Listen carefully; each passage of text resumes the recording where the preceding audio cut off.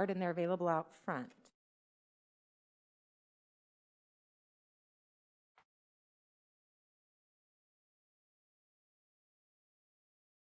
Ready? Okay.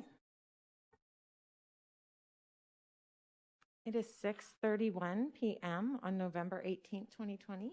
Now I'll call this meeting to order. Lisa, will you please call the roll? Anne Marie Knorr. Present. Ben Owens. Present. Corey Anderson. Present. Jim Jordan. Present.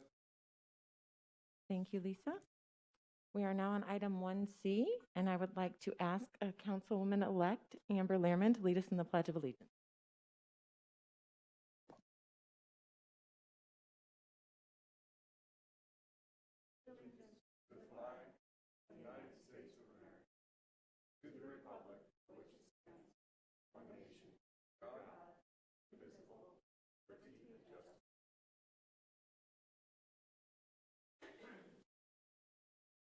Thank you. We are now on item 1D, adoption of the agenda. Do I have a motion? So Motion. moved. Go ahead. You want it? Motion to approve is written. And I will second. I have a motion and a second. If there's no further discussion, Lisa? Corey Anderson. Aye. Jim Jordan. Aye. Ben Owens. Aye. Anne Marie Knorr. Aye. By your vote of 4-0, you have approved the agenda as presented. We are now on item 2, call to the public. The procedures to follow if you address the board. Members of the board may not discuss items that are not specifically identified on the agenda. Therefore, pursuant to ARS 38-431-01H, action taken as a result of public comment will be limited to directing staff to study the matter, responding to any criticism, or scheduling the matter for a future agenda. The board requests that all comments be limited to 3 minutes or less, and that the public refrain from the use of speech or language that is offensive or inappropriate pursuant to board policy KFA. And please state your name and address for the record. And we have one in-person call to the public tonight, and it is Sue Swano. Please come forward. Yeah, you can go ahead and use it. I am Sue Swano, and my address is 20634 North McNeil Court. Thank you, members of the board and Dr. Lotman. We appreciate our members' voices being heard and taken into consideration. First off, I'm MEA president. Thank you. Regarding changing learning platforms to meet the needs of our students' daily instruction, site closures, distance and learning in person, along with teacher stress and workload issues. Over the weekend, MEA conducted a survey of our members. I would like to share some of the data gathered in our condensed version. We asked our members, have you had to do any of the following this year due to COVID-19? 11% said they'd had to sub for somebody in quarantine. 29% lost their prep, and 52% are teaching in person simultaneously with teaching online. And then we asked them, if you answered yes to any of the following, how many times a week did you have to do this? And 48% said 1 to 3 times a week, 33% 4 to 6, and 14% said 10 plus times a week. 27% of our members stated they could sustain their current workload for the entire school year with staff being quarantined. 73% answered no, they could not sustain their current workload. If members answered no, the responses varied from losing preps, can't complete their own responsibilities, their health is declining due to added stress, last-minute daily changes to schedules and classes, planning lessons for no reason because they can't be taught because due to the lack of coverage issues. No cap on online classes and some secondary over 200 students. No breaks in elementary when a staff is sick or quarantined. Students eat breakfast and lunch in the classroom, and specialist teachers have to sub in the classes because there are no subs available. So specials are canceled, which equals 2 15-minute breaks when students go to recess in an 8-hour day. Our secondary members were asked if they were in favor of returning to distance learning from Thanksgiving to 2 weeks into January, and 53% were in favor. We also asked that same question of all of our members, and 73% were in favor to try to contain COVID-19. MEA would like to make the following recommendations: to remain online for the remainder of the semester and 2 weeks into January due to the rising COVID numbers and the lack of substitutes available to cover quarantine or sick staff. MEA is fully aware of our recommendation will put an added burden on families whose children are in person, but containing the COVID-19 virus and protecting our members, staff, and students is our number one concern. Campuses would also be opened, as was prior to in-person learning, to provide a safe place for those students needing to attend and ease the burden on families in limited numbers. MEA would also like to have the district consider providing some type of transportation to those students needing to attend those open learning sites. Thank you, allowing for us and MEA members to be heard tonight and represented. Thank you. Thank you.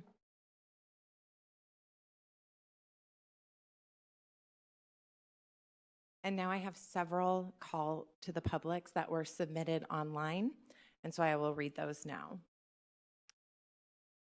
This is from Stephen Rice. Governing board members and Dr. Lotman, I am a parent of a Maricopa High School student. Our family made the choice to keep our daughter online for this semester for two main reasons.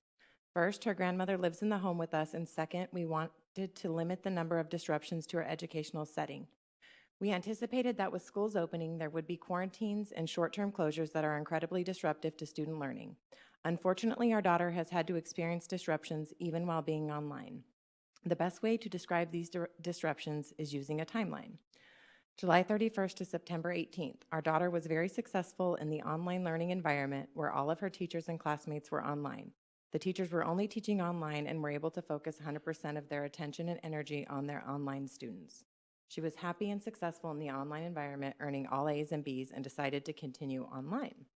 September 21st to October 2nd, our daughter experienced her first schedule change. She had to get used to a new teacher for ELA, algebra, and biology. We expected this, but didn't expect that teachers would be teaching concurrently.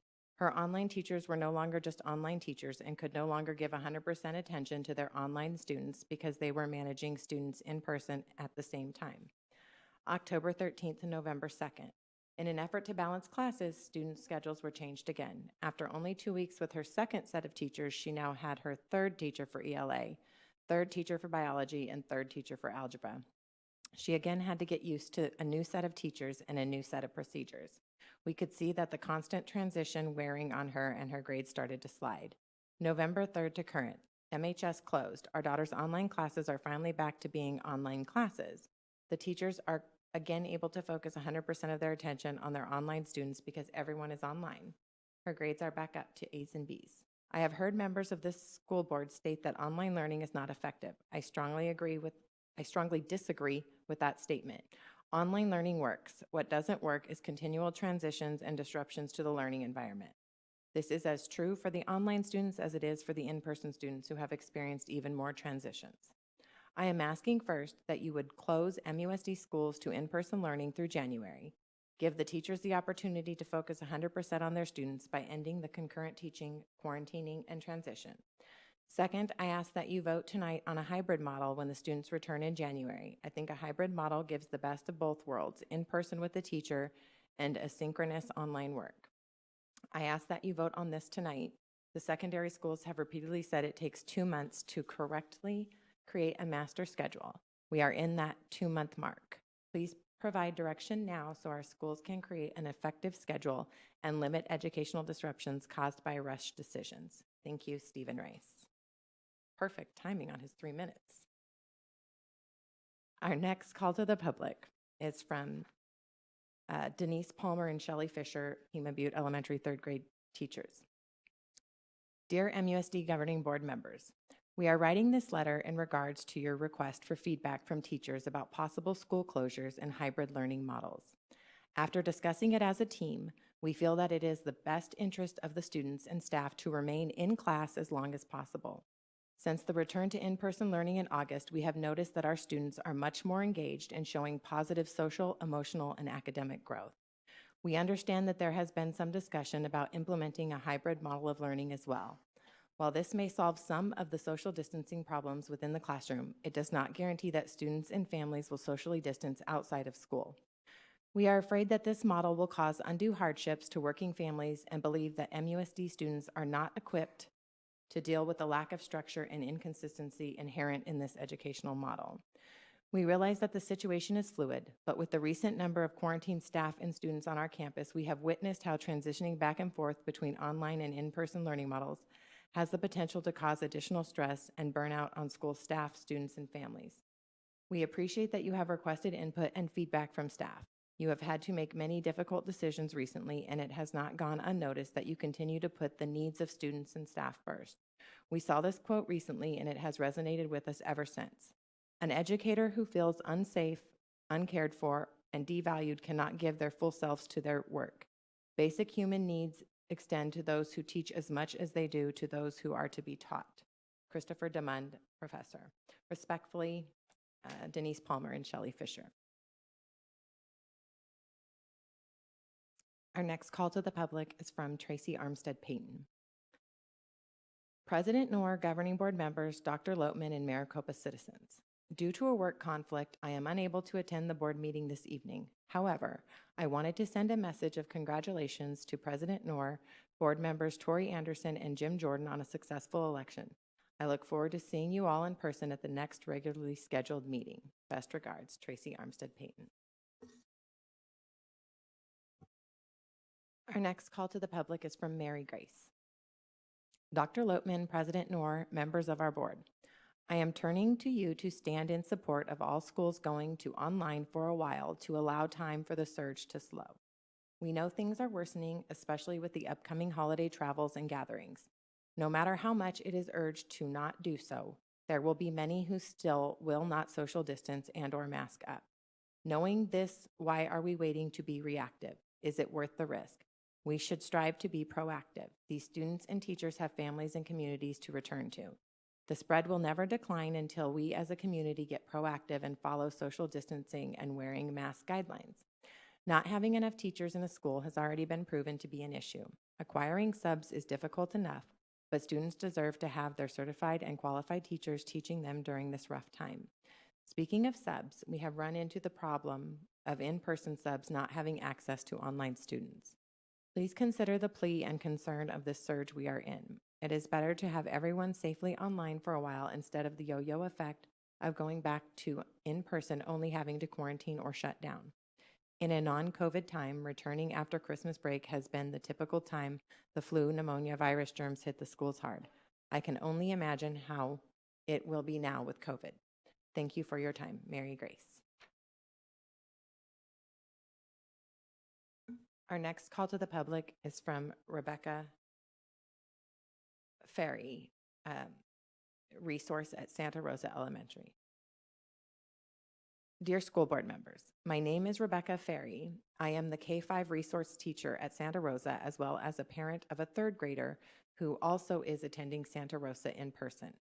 This is my 17th year teaching elementary resource in Arizona. I have been watching the board meetings online, and I appreciated the request for direct teacher input before you all make decisions about how to proceed with schooling given the increasing COVID numbers. Thank you for the hard work that you have done for the district. I do not envy the tough decisions the board has had to make for this current school year. I have very much enjoyed being able to teach the majority of my students in person. It makes me so happy to see the students and my coworkers each day. Many of my students are happy to be back in school and are performing better in person.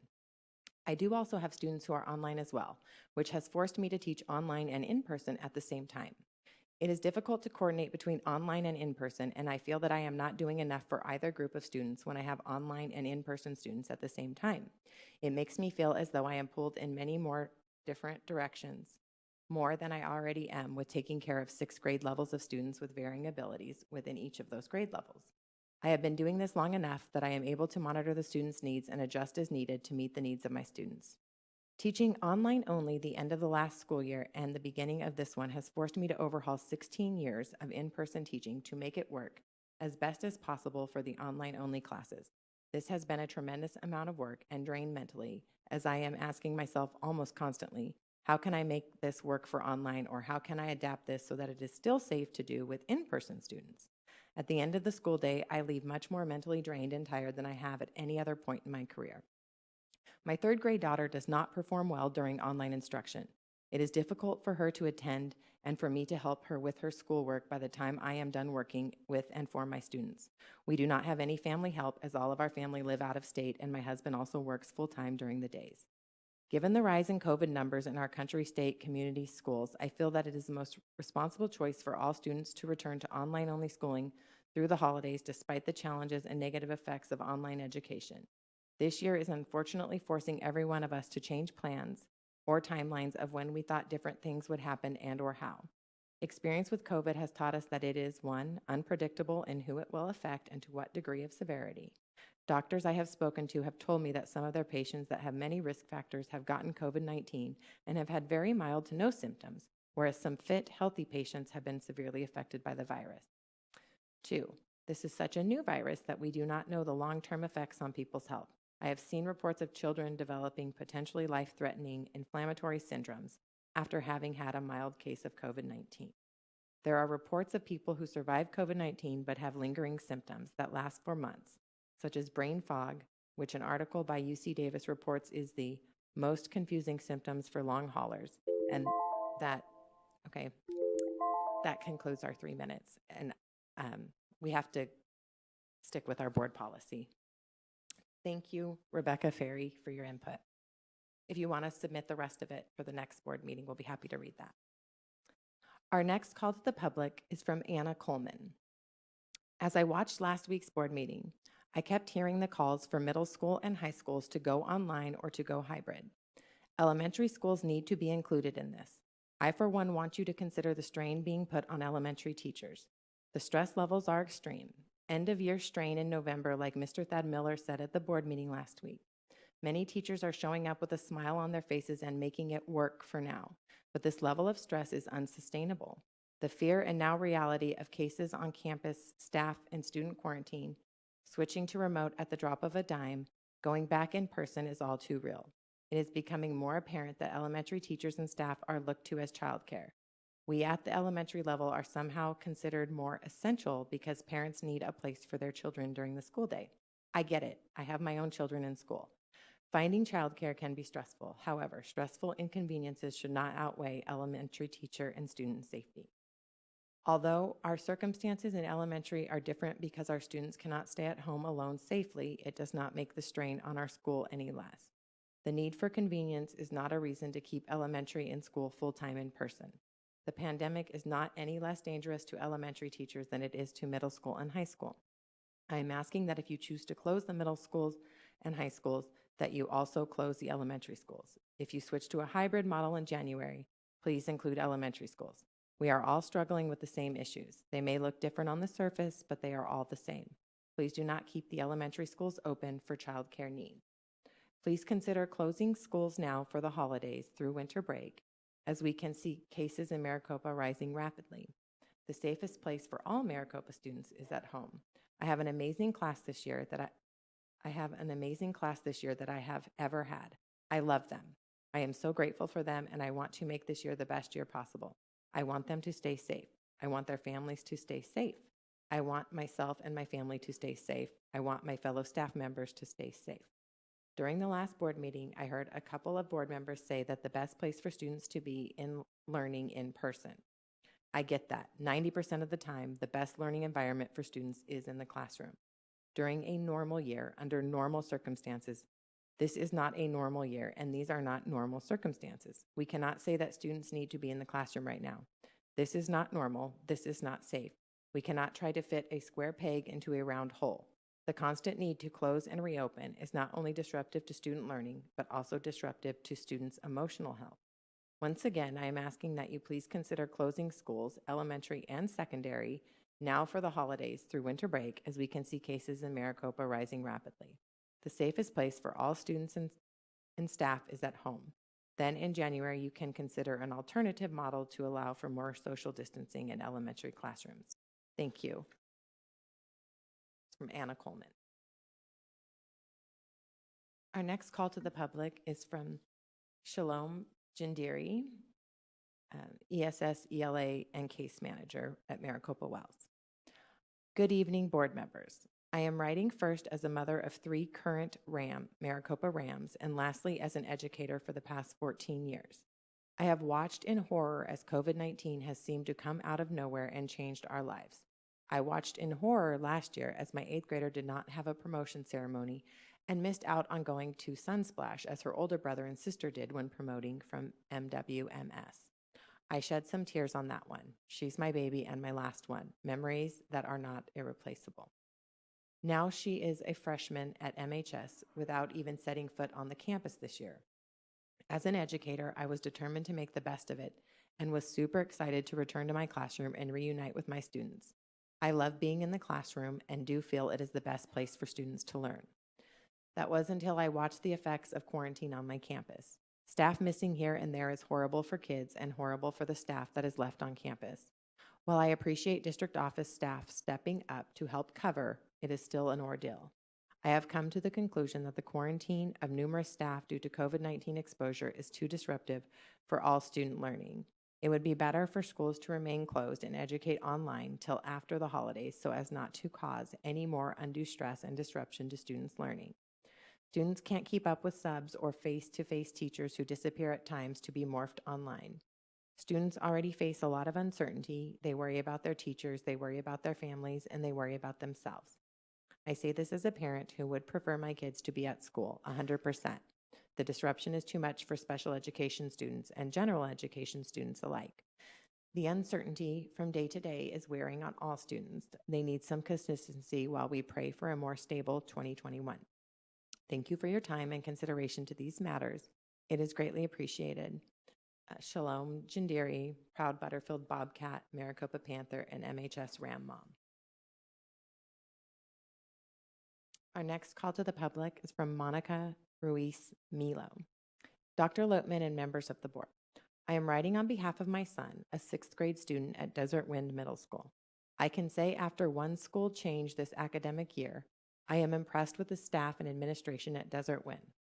As a parent, I have been sitting back and watching the MUSD leadership attempt to navigate the COVID situation, and it is not easy. As the months have passed, I have seen the bigger picture and that this board and administration are reactive, not proactive. It is clear that there is a lack of leadership and experience to make the appropriate decision on behalf of the students, staff, and teachers. It has been 9 months and there is still no plan.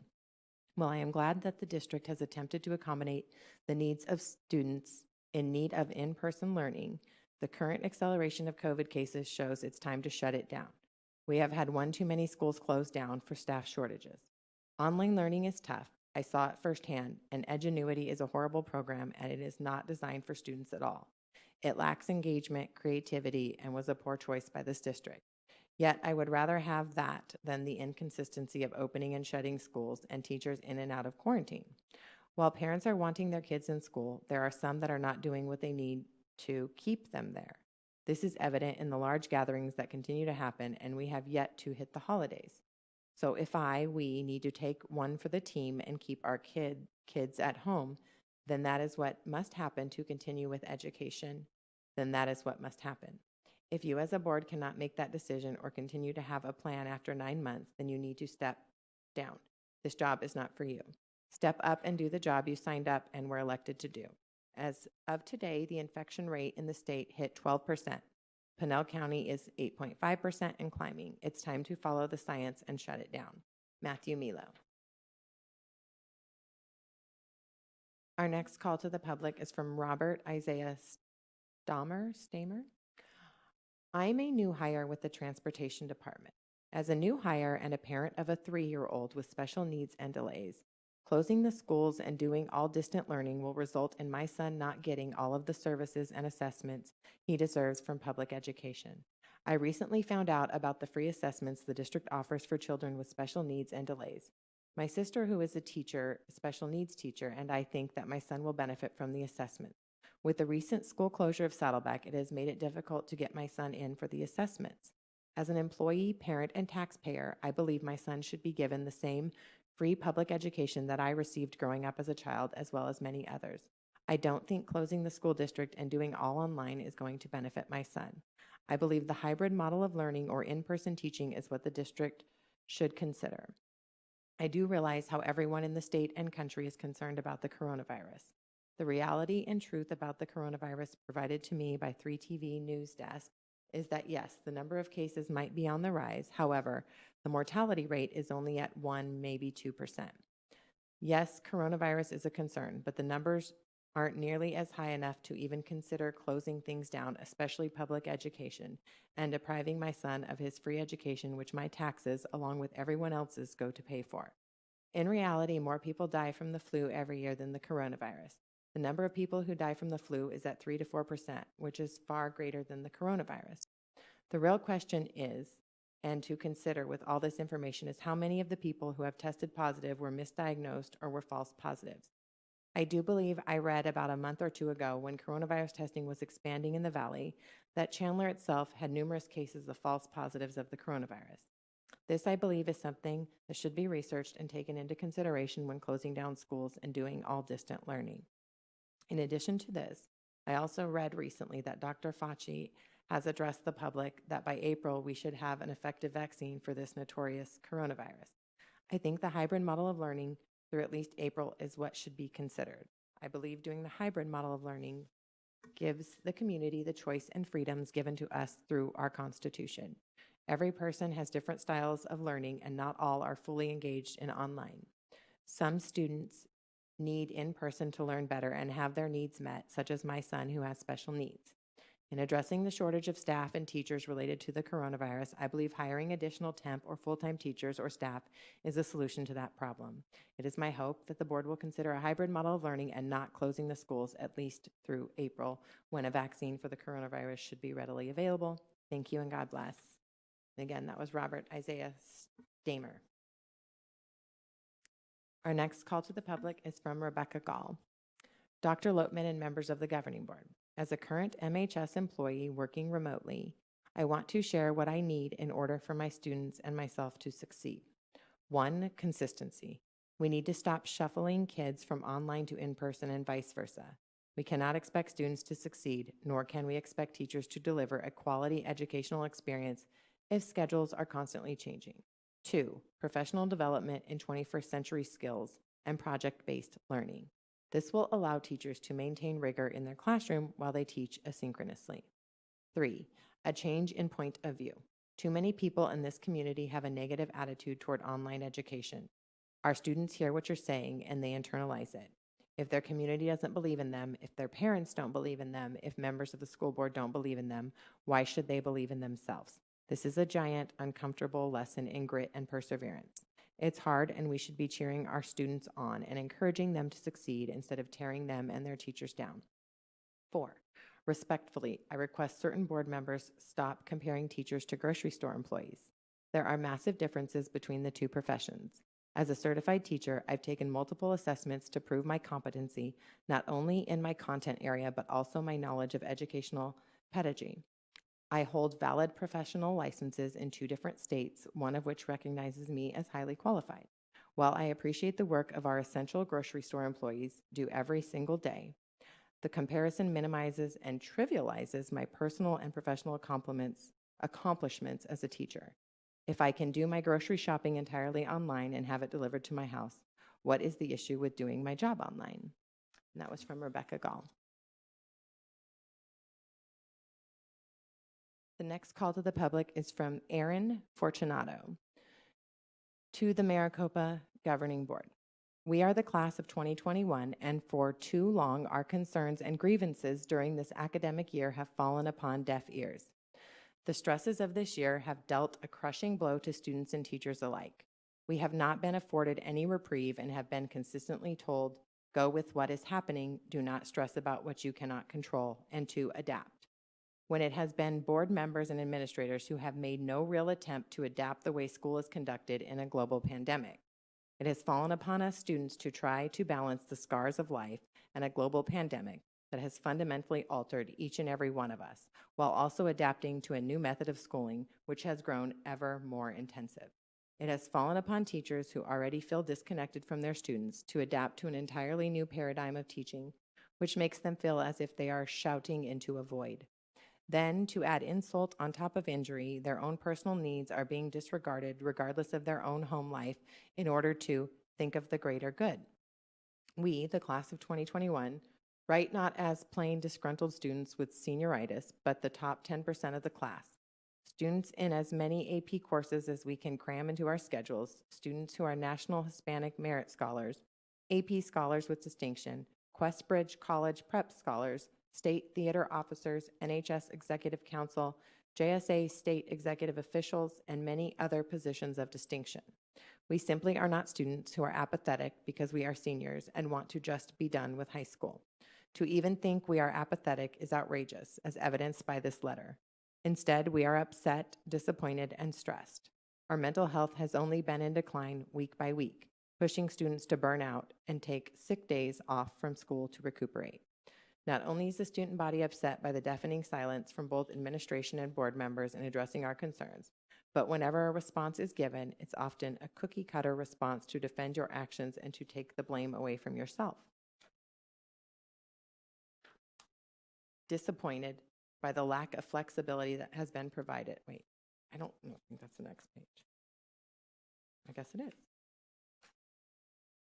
Disappointed by the lack of flexibility that has been provided, the lack of care for our emotional well-being, the lack of care for student and teacher voices. Disappointed by sacrificing many to please the loud minority. This district and community has proven it does not have the guts to stand up and do what is right for its students. It would rather cower to the interests of the few who see this as a hoax, who believe teachers are not living up to the expectations and thus ignore the countless struggling students, teachers, and families. The lack of advocacy for our teachers, living, breathing people on the front lines of your effort to keep schools open and attempt to continue education, as it was prior to a global pandemic, is suffice to show your care. We are stressed more so than our 3 minutes is up. Thank you, Erin. That was also Mary Brockenshire, Morgan Cutrera, Erin Fortunato, Fallon Fouché, Taya Johnson, Joseph Lambert, Crystal Mutter, Nicholas Perez, Miguel Perez, Coyote Rickards, M. Schrader, and Ariana Veda. And again, I'll note that if you want the rest of your call to the public read, we'd be happy to do that at the next meeting if you resubmit it. Our next call to the public, our final call to the public, is from Talitha Martin. Good evening. I am both a teacher at MHS and a parent of 3 current MUSD 20 students. I want to thank the admin and staff who are working so hard to make things work in this COVID world. A few thoughts from the parent perspective. What I truly want is for my kids to have qualified teachers, and they currently do. Keeping the qualified staff that will help guide our kids for years to come is of major importance to me. The schools alone cannot meet every need and struggle, but they can and are providing quality academic opportunities, and staff needs to be held in high regard for this. My concern as a parent is that my children's teachers and support staff deserve to feel protected while doing their jobs, so they will continue doing their jobs and can focus on doing their jobs well. Thank you, teachers and staff, for all you have done to get us this far. As a staff member, I also just want to do what I was hired to do safely. If that is online, I will be grateful and we will be successful. If that is in person, then I request you direct effort on how to lower class sizes and find adequate subs so we can continue to reduce interactions, interruptions, and quarantines and just be able to teach. The board president has compared staff to grocery store employees for a number of months now. Please provide us with plexiglass barriers, room capacity limits, and dots to stand on, 6 feet apart, like I see at many stores around town. Alternately, please stop comparing us to an industry that has nothing to do with schools and focus instead on our individual campuses, students, and staff needs. We need students to be safe. We need staff to be safe. We need dedicated opportunity to reach kids, teach kids, and succeed academically. We need extra support for the students who are not as easy to reach. All of these things should somehow be able to coexist. I am sorry the board and district are tasked with the work of figuring this out when state and national leaders should have been proving more guidance all along. Thank you for your time and the work you do. I know that none of this is easy. That's from Talitha Martin. And that concludes our call to the public tonight. We will now move on to item 3, Superintendent's Report. Dr. Thank you. Rowe. Thank you, President Noor. I have 2 celebrations. Congratulations to Nevaeh Livingston from Maricopa High School for placing 5th in the Better Business Bureau's Ethical Torch Scholarship Contest. Through this contest, the Better Business Bureau honors ethical students for doing the right thing. At the high school level, students begin to face ethical decisions that may impact the rest of their lives. They serve as role models whose moral compass not only guides their action, but also influences those around them. We thank Nevaeh for being such a great ambassador for Maricopa High School. We are so very proud of her.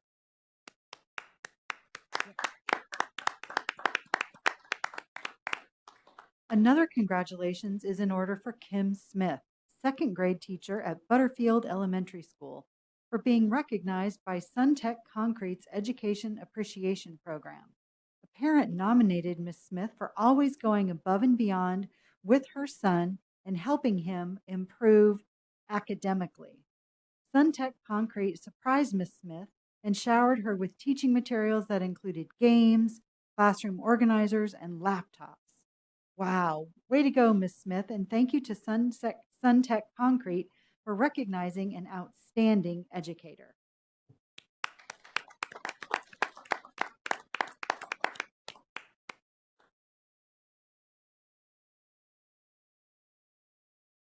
And that is it for my report. Thank you. That's it. Thank you, Dr. Lopman. We are now on item 4, our governing board member reports. And we will start with Vice President Owens. Thank you, President Moore. I want to give a shout out to the MHS swim team. We had Nolan Ford placed second in Division 1 in his 50 free, swam a 21.4 or something. So second fastest kid in Division 1 swimming right here in Maricopa. That's pretty outstanding. And and we had a girls relay team that went to state as well, and super proud of those girls, those 5 girls that went. Just been having a lot of ongoing conversations with community members and teachers and administration and that kind of thing, about what this year looks like, and just the challenges that are faced out there, and it's not easy. I'm not a teacher. I could not do that job. So, working in the schools every day with the kids is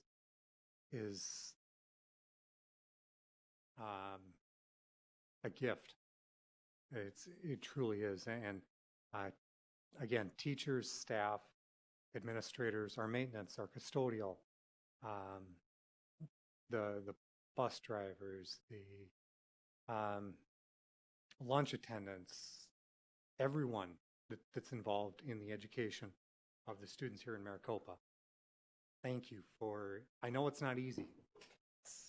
I hear about it, but thank you. And families and students, I know it's not easy. I get it. I've got 2 kids in Maricopa as well, and I see the struggles as well. So I'm fighting for, and just trying to do the best that we can for the best education that we can in an incredibly challenging time that there's no book, no guidebook for. So I think that's all that I've got. Thank you. Thank you, Mr. Owens. Mr. Jordan? I've been wondering how the world is going to treat this year. We think about kids that are going to graduate this year. The world's got to know this was a rotten year. And I have spent some time talking to teachers, students, and other constituents out on the street, and they all seem to appreciate that this is a really tough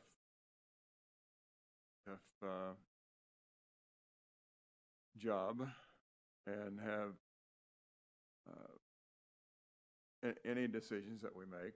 No, there are going to be some people that are not happy with it, but we do the best we can.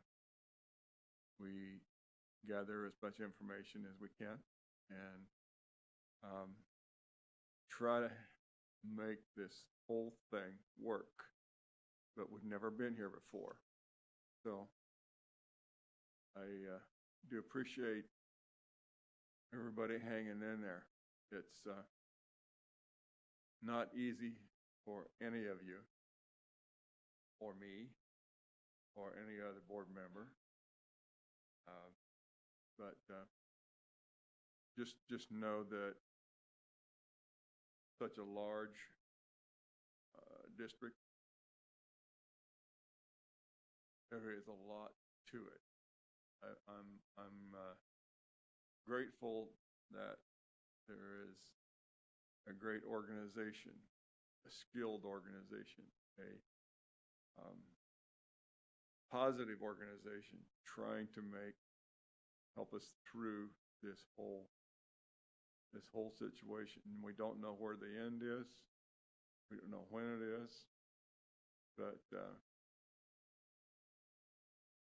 we support all that you're trying to do. And the decisions that we make, we try to make them the best we can with all of the best in mind for the students and for staff, teachers.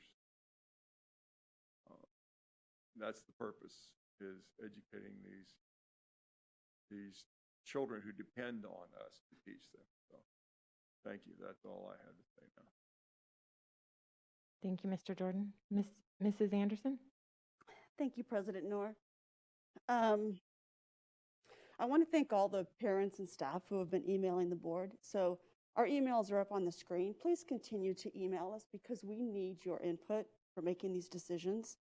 So, I'm always one to say I want to hear from teachers. I want to hear from parents. So don't be afraid to email us. That's what we're here for, is to listen to you. So please continue to do that because we do read them. So thank you for that. And then I wanted to welcome Mr. Jordan as our newest elected board member. So welcome to the team. And I hope, actually I'm confident, that you're signed up for our new board member training, which is on December 2nd. There's a morning session and an afternoon session. And since I won't see any of you till our next board meeting, which is December 8th, I think. I just wanted to make sure that the board is going to attend our annual conference, which is December 3rd and 4th. It's all virtual, so it's one of those things you can put your earpods in and listen while you're still doing housework, like me.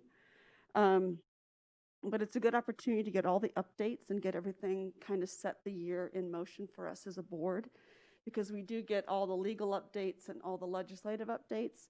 And it's just a good time to actually, because we do breakout sessions, which you'll go into separate rooms, and you'll actually have time to talk with board members, which I think is probably the best part of a conference, is being able to share information. So I certainly hope that you're registered and that you will take advantage of that on that Thursday and Friday.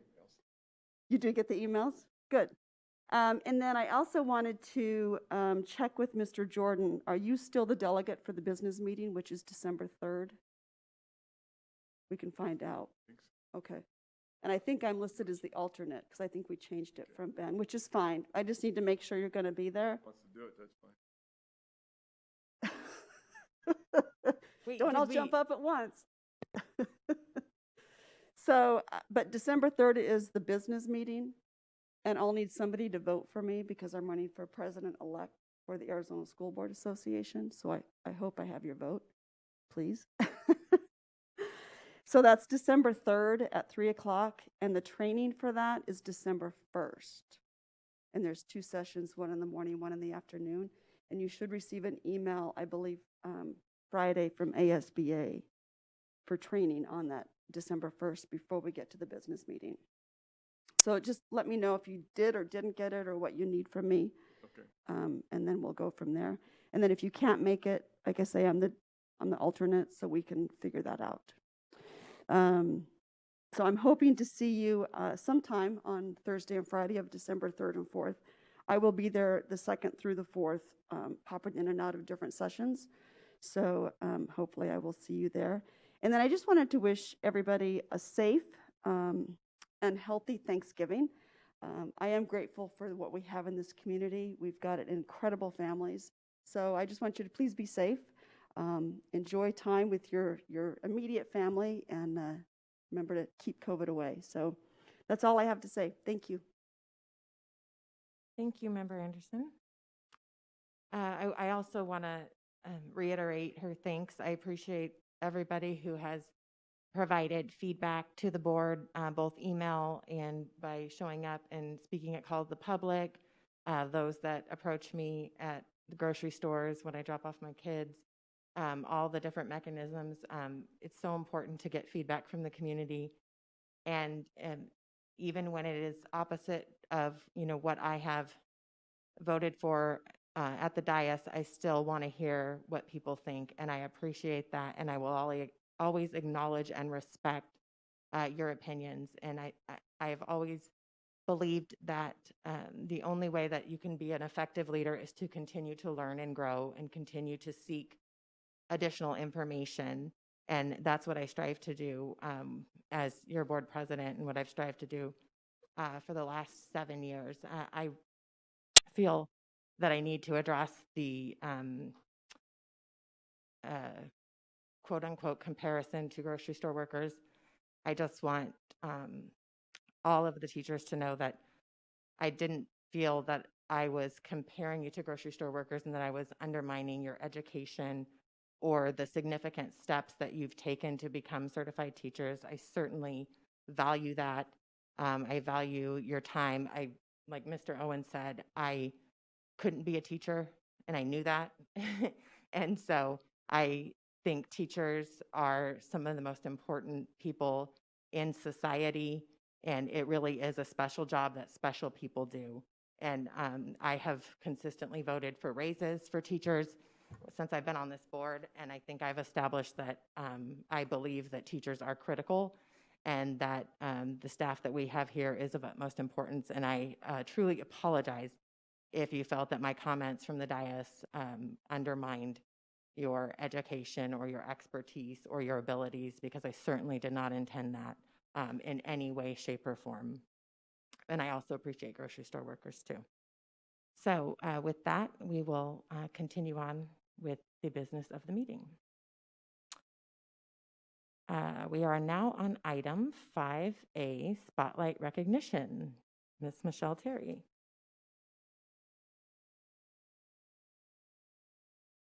Good evening, President Knorr, members of the board, and Dr. Loatman. Tonight, the Maricopa Unified School District is excited to honor community leaders who partner with us to make our schools a great place to teach and learn. Principals select one volunteer or community partner each month who's contributed time and support that makes a difference in the lives of students and the families we serve. And now I'd like to honor our November Spotlight Community Leaders of the Month. President Knorr. Thank you, Michelle. Congratulations to these outstanding MUSD employees. Diane Street Speck, speech language pathologist from Butterfield Elementary School. Am I on the wrong one? You are, yes. This was the first one. Lisa O'Brien. There we go. Okay. Congratulations to Lisa O'Brien, grandparent volunteer from Butterfield Elementary School. She does not look like a grandparent. Kim Kreiner, a grandparent supporting online scholar from Maricopa Elementary School. Donnie Bernius, community leader from Pima Butte Elementary School. Morgan Scholl, cafeteria volunteer from Saddleback Elementary School. Yvette Nez Garcia, school volunteer from Santa Cruz Elementary School.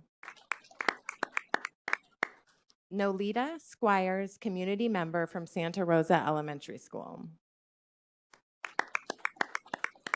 Eddie Garcia, volunteer site council from Desert Wind Middle School. Christopher Salonga, parent supporter from Maricopa Wells Middle School. And finally, James Schultz, community partner from Maricopa High School. Congratulations again to these outstanding Spotlight community leaders. Next, we're honored to recognize some of our most outstanding employees as Spotlight Employees of the Month. These staff members are phenomenal individuals who give from their hearts, go above and beyond expectations to meet the needs of our kids, and support the school and the district. And now we'd like to honor our MUSD November Spotlight Employees of the Month. President Knorr. Thank you, Michelle. Diane Street Speck, speech language pathologist from Butterfield Elementary School. Jennifer Schroeder, library assistant from Maricopa Elementary School. Ben Dakota, school psychologist from Pima Butte Elementary School. Renee Bowen, preschool paraprofessional from Saddleback Elementary School. Julie Larreyes, administrative assistant from Santa Cruz Elementary School. Sarah Reinhart, third grade teacher from Santa Rosa Elementary School. Rosemary Ariza, registrar from Desert Wind Middle School. Hilda Rodarte, registrar from Maricopa Wells Middle School. Manuel Zuniga, lead custodian from Maricopa High School. Diana Torres, field supervisor from Child Nutrition. Congratulations again to these outstanding Spotlight employees. And finally, we're thrilled to honor our Spotlight Students of the Month. School principals select these remarkable students based on their outstanding commitment to their education, their school, and their community. These students set the bar high and are recognized for their efforts in academic achievement, demonstrating great character, helping others, and being great ambassadors for their schools. And now we'd like to honor our November Spotlight Students of the Month. President Knorr. Thank you, Michelle. Congratulations to Aaliyah Rodarte, first grade student from Butterfield Elementary School. Cassie Copy, fifth grade student from Maricopa Elementary School.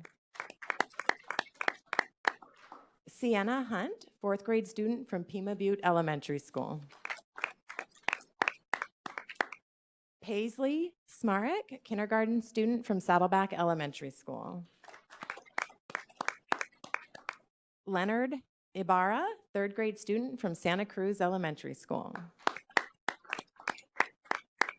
Michael Yazzie, second grade student from Santa Rosa Elementary School. Grace Hamrick, eighth grade student from Desert Wind Middle School. Ashley Navarez Macias, seventh grade student from Maricopa Wells Middle School. And Ariana Veda, a junior from Maricopa High School.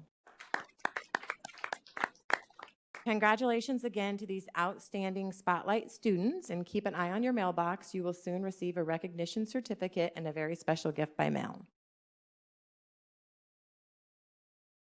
Thank you, Michelle. We are now on 5B, our Spotlight School, Desert Wind Middle School. Dr. Loatman?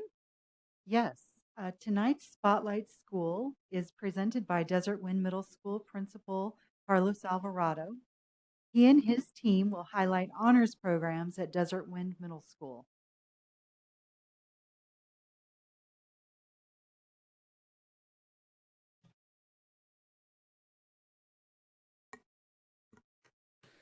Well, good evening, everyone. My name is Carlos Alvarado. I'm the principal at Desert Wind. And as Dr. Loatman stated, we are here to highlight two of our program focuses here tonight. First, I'd like to just let you know of our vision and mission and how it just aligns along with the MUSD strategic plan. and how it just ties together everything that we're trying to do at Desert Wind currently.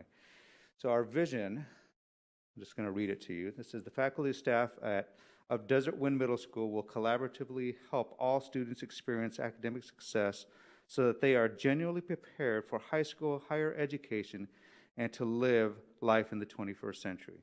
So as we're trying to walk that vision out and actually have it become reality, I've started the staff along with a mission, what I call a mission platform, and this really becomes the ways and means of how we intend to have this vision become a reality. And you'll see a couple of bullets there that just talk about establishing a culture of kindness and respect, which I believe that we are well underway as starting last year with that underneath a platform of safety, order, and discipline. So those are some of the first items that we really worked on at Desert Wind.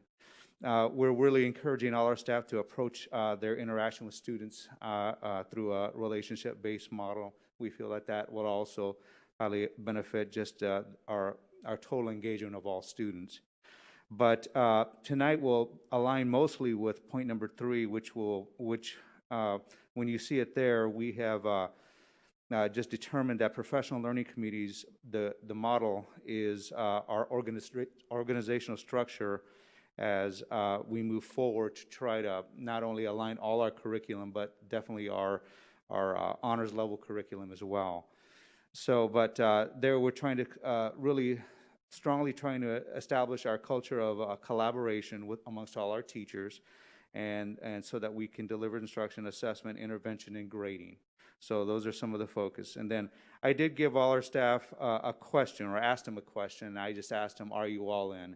For us to be able to accomplish all these items, we do have to have a staff that are in essence all in. So I would like to say, as far as us being all in at Desert Wind, I think that we're making very good progress towards that. We still have a long ways to go, and that's just being honest. But I think it's heading in a very good direction at this point.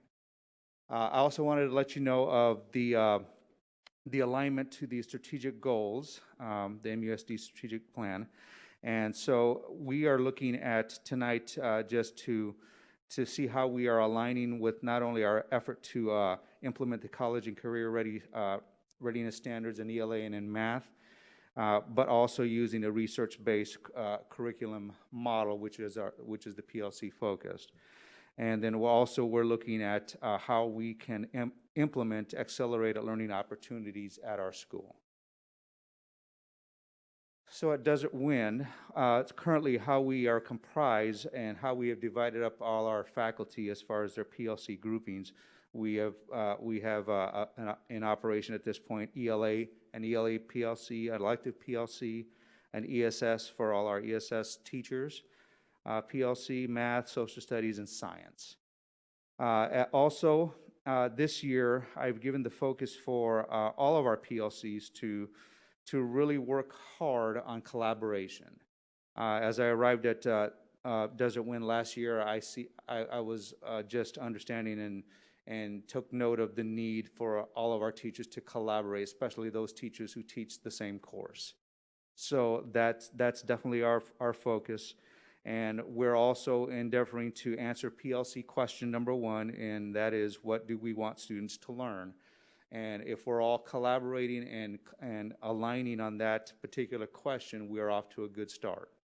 So with all of that, and I just gave them a small short-term goal as to unite our efforts towards a more united grading and late work policy as well. So those are just some of the items that we've just tried to accomplish underneath our, I think I've gone too far, underneath our umbrella of our mission platform. So we have created safe and orderly environments. We've attempted to engage all our kids and all of the such, but again, we're here tonight to really highlight 2 program focuses here, and that's within our math and our ELA departments. And so with that, I'd just like to give you a point of where we are at this point. So at this to date, we have increased our 8th grade enrollment in non-blended Algebra 1, which was a short-term goal last year, We have implemented honors math courses for grades 6 and 7. These students are being prepared to take Algebra 1 as 8th graders. We have also implemented our honors ELA courses for grades 6, 7, and 8. Our blended program has also implemented all of the honors courses that we're speaking of at this time. And I believe that with the progress that we're making, I just really feel positive, feel very good about what we are doing at this point. So at this point in the presentation, I'd like to bring one of our teachers forward, and Mrs. Emily Roderick is the lead of our math department, and she's going to let you know what's going on within math. Mrs. Roderick.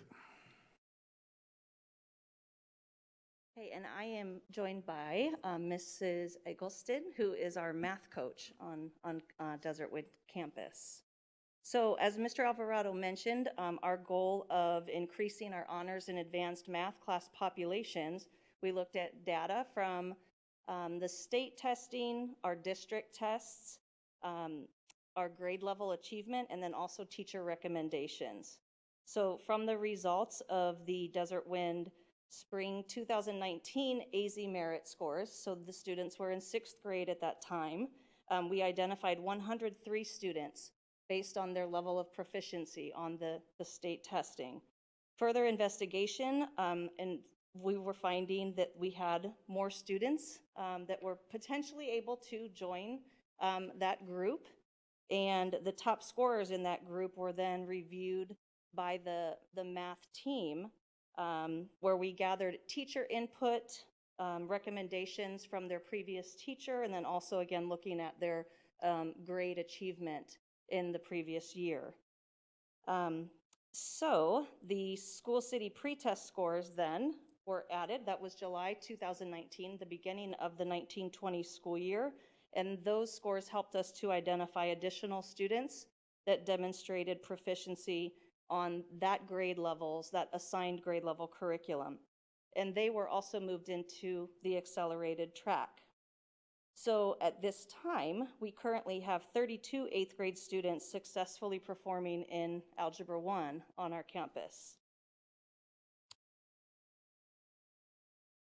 Did that go? No? Okay. All right. So as we strive to increase our future numbers, we are offering math intervention on campus, as well as tutoring in order to increase our math comprehension and the math levels of our students. Students who demonstrate an increased ability and understanding through the district and the state testing may be added into that advanced math track. And I am proud to say that this year we have added 43 6th graders to that advanced math track, and then 33 7th graders as well. And then I'm going to turn this over to our assistant principal, Ms. Balt, and Mrs. Spanogle, an ELA teacher. Good evening. We're here to talk to you a little bit about what's happening with our honors ELA program.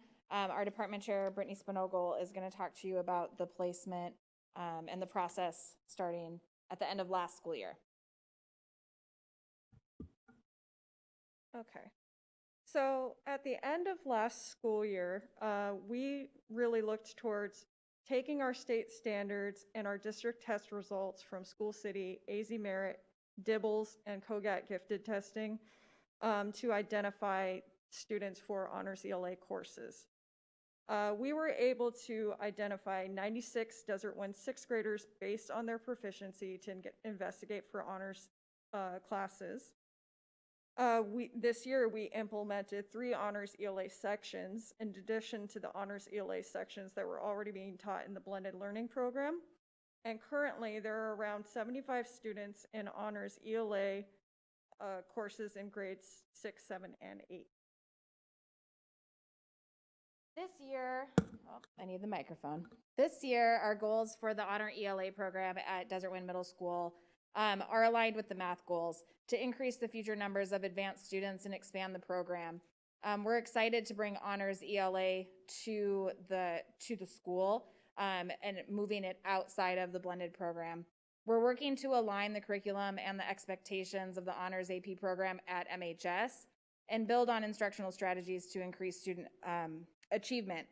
We're doing that through the PLC, collaborating as a team. We're implementing common rubrics with MHS in speaking and listening, and in literary analysis and in argumentative writing. We're increasing the volume of texts of literary merit used in the classroom. We're aligning the core texts read at each grade level, and we're developing a scope and sequence for all of the ELA standards, but specifically for language and grammar. We're also planning to do observations at MHS with the teachers from Desert Wind.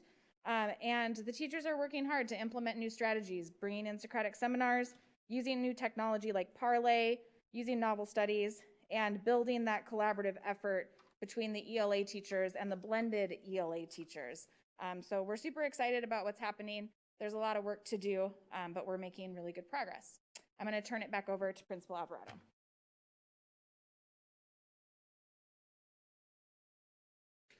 And we have one last slide to show you, and just wanted to give you an idea. As of September 21st, this is how Desert Wind is built as far as what teachers are doing within the building. And I do thank you for this opportunity to let you know what's happening at Desert Wind, and we will just conclude our presentation and stand by for any questions that you may have. Thank you very much for allowing my team and I to be here tonight. Thank you, Principal Alvarado. Are there any questions, Mr. Alvarado? None from me. No questions, but some comments. I really love hearing how you're aligning, you're starting in 6th grade with those students all the way up to into MHS. And I think that that's so incredibly valuable, sets the kids up so much better. So when they walk into MHS, they've already got more of that background. So great idea. I hats off to you on that. And then, just some simple questions. Are you all in? Yes, sir. I mean, it's one of those team building things, and I love it. I do. Congratulations. Thank you. Thank you. I appreciate it. And I want to express that I'm excited about the goals that you have set and the implementation of the actions that you're taking. And I do appreciate that a whole lot. That really coincides with my dream for making Maricopa schools best in the state. So keep it up. Thank you. We're behind you. I thank you. I appreciate that. And I just want to finish with, I personally had the opportunity to experience my son in the new honors classes, and he was previously in blended. And I just want to say that I think that this was a much needed improvement at Desert Wind. It's something that's been talked about for a long time, and I appreciate that you got in there, and with the help of your team, you've made this a reality for these students, because we need to provide lots of educational opportunities for our students, and blended isn't always the best option for our excelling students, and so that they can go into an honors program and get that advanced coursework and have algebra done as a middle schooler, I think is such a great opportunity for our students. And I know it's a lot of work. I kept thinking about you guys at the end of last year when we were in online school, and I'm like, how are they going to start an honors program? And you guys did it amazingly. So thank you so much for all of your efforts, and keep up the good work. And Principal Alvarado, you're doing an amazing job. And there is nobody more all in than Principal Alvarado. So you set the bar. Well, thank you for your kind words. I appreciate it. Thank you. Are we done? Thank you very much.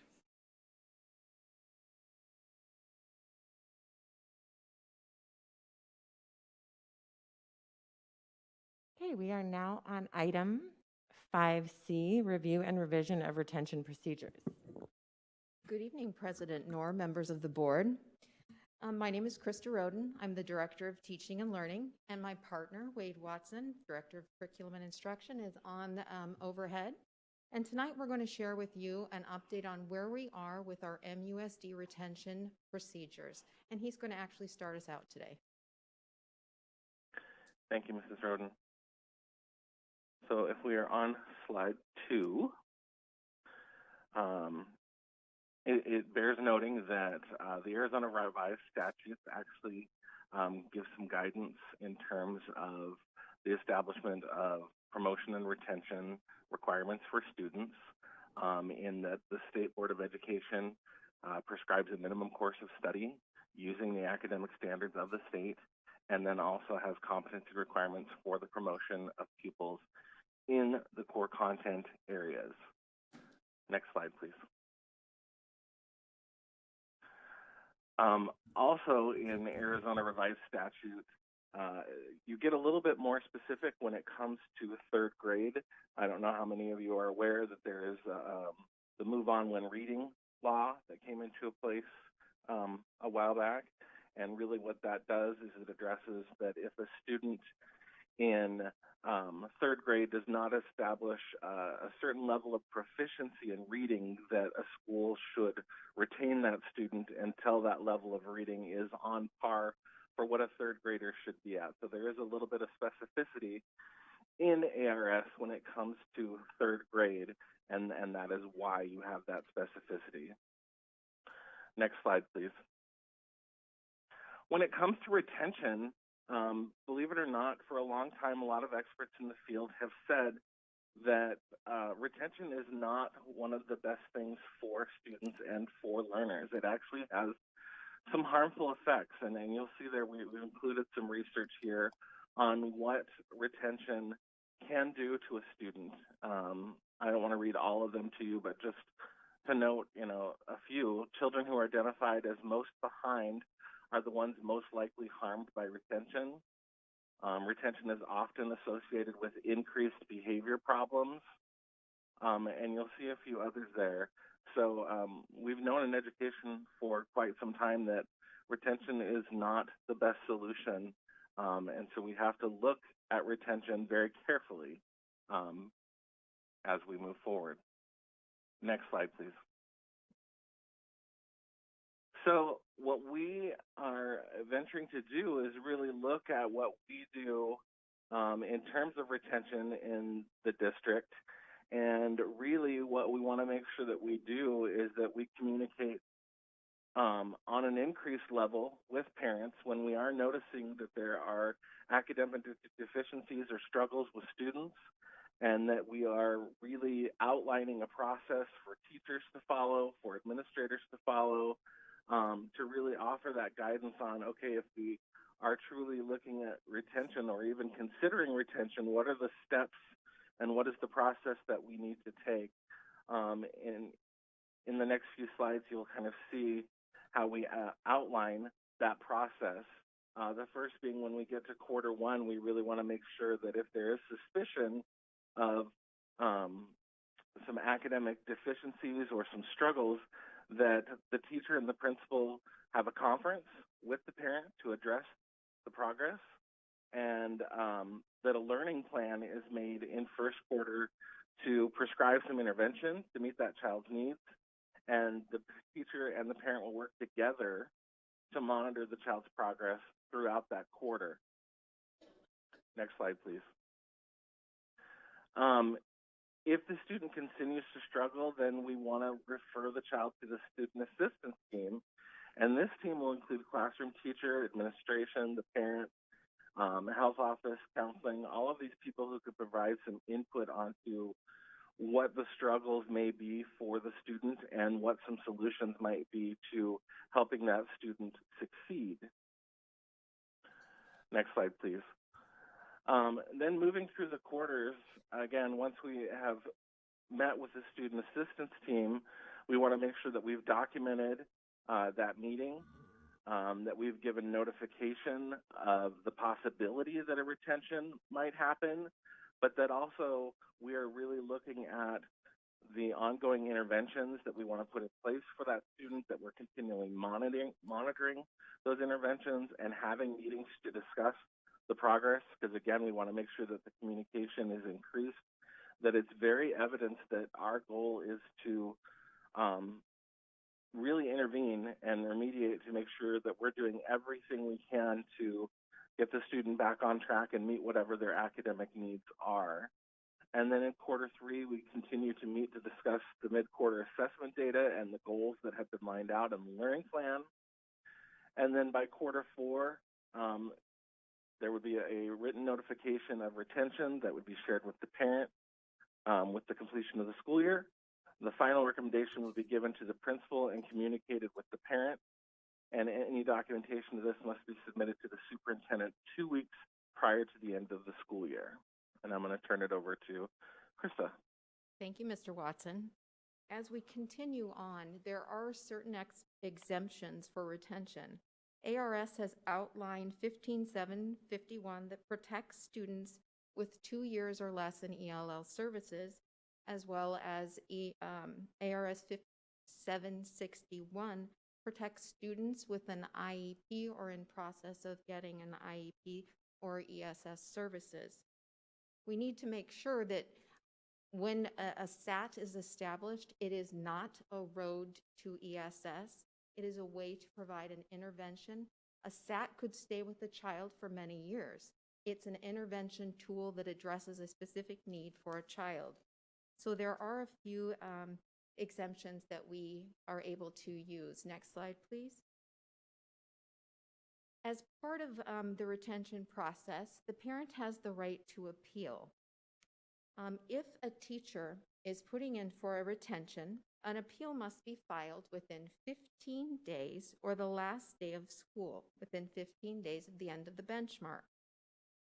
The district will acknowledge the request within 14 days, and a written notice will be provided to parents within 5 days of a board meeting or the board hearing. If the governing board turns over the retention request, the governing board will provide written decisions of the findings within 7 days of the board hearing. So this just gives an option for parents to appeal the process if they would like to do so. Take a look at the next slide, please. This is something we're proud of. In 2015-16, you can see that our retention rates were a little bit high. And we took a look at them and started to address what intervention could look like for 16 to 17. As you notice, once we got some of our interventions in place, being our interventions through technology or Title I tutoring or 21st century, we were able to stop the amount of retentions by providing those interventions to meet those specific children's needs. So that is something that we're proud of, and we're going to keep looking at each child as we move forward. Next slide, please. In the learning plan that Mr. Watson addressed earlier, it's going to not only address the academic data of the child, but we need to look at the whole child. So we're going to be looking at school city, DIBELS, teaching reading effectively, any data that we can get our hands on, we're going to bring into that learning plan. Intervention groups are also provided, small group pullout before and after school tutoring. And documentation, and we need to look at the whole child again. Parent-teacher meetings, are we keeping those meetings in our files to show accountability? Emails and follow-up notices. SAT documentation process should also address health screenings, vision, and mental health needs. So that's part of the whole learning plan. If you go to the next slide, please. We talk about the regulations and changes for 2020, 2021. Really what this does, it puts a time frame, as Mr. Watson shared earlier, in place. So students now are identified in quarter one. We follow up with quarter two, a SAT, communication with our parents ongoing, and it makes it easier for us to have a written process in place so parents understand fully what the expectations are. Next slide, please, Ms. Dickinson. Okay, regulation changes continued. The SAT The SAT will recommend interventions in a meeting that will be held before retention. So the SAT team is going to provide instructions on what could be done to specifically support that child. They must collect data. When they sit down to meet with the parents and the teacher, they must have data to help make those decisions. Not only will this learning plan be in place for this year, this learning plan will follow the students for many years to come. And I think the most important thing that we look at with the SAT plan is it changes the educational environment for the child. We want to look at a different instructor. We want to look at small group pullout. We want to look at tutoring, maybe before school instead of after school. So we want to address the whole child.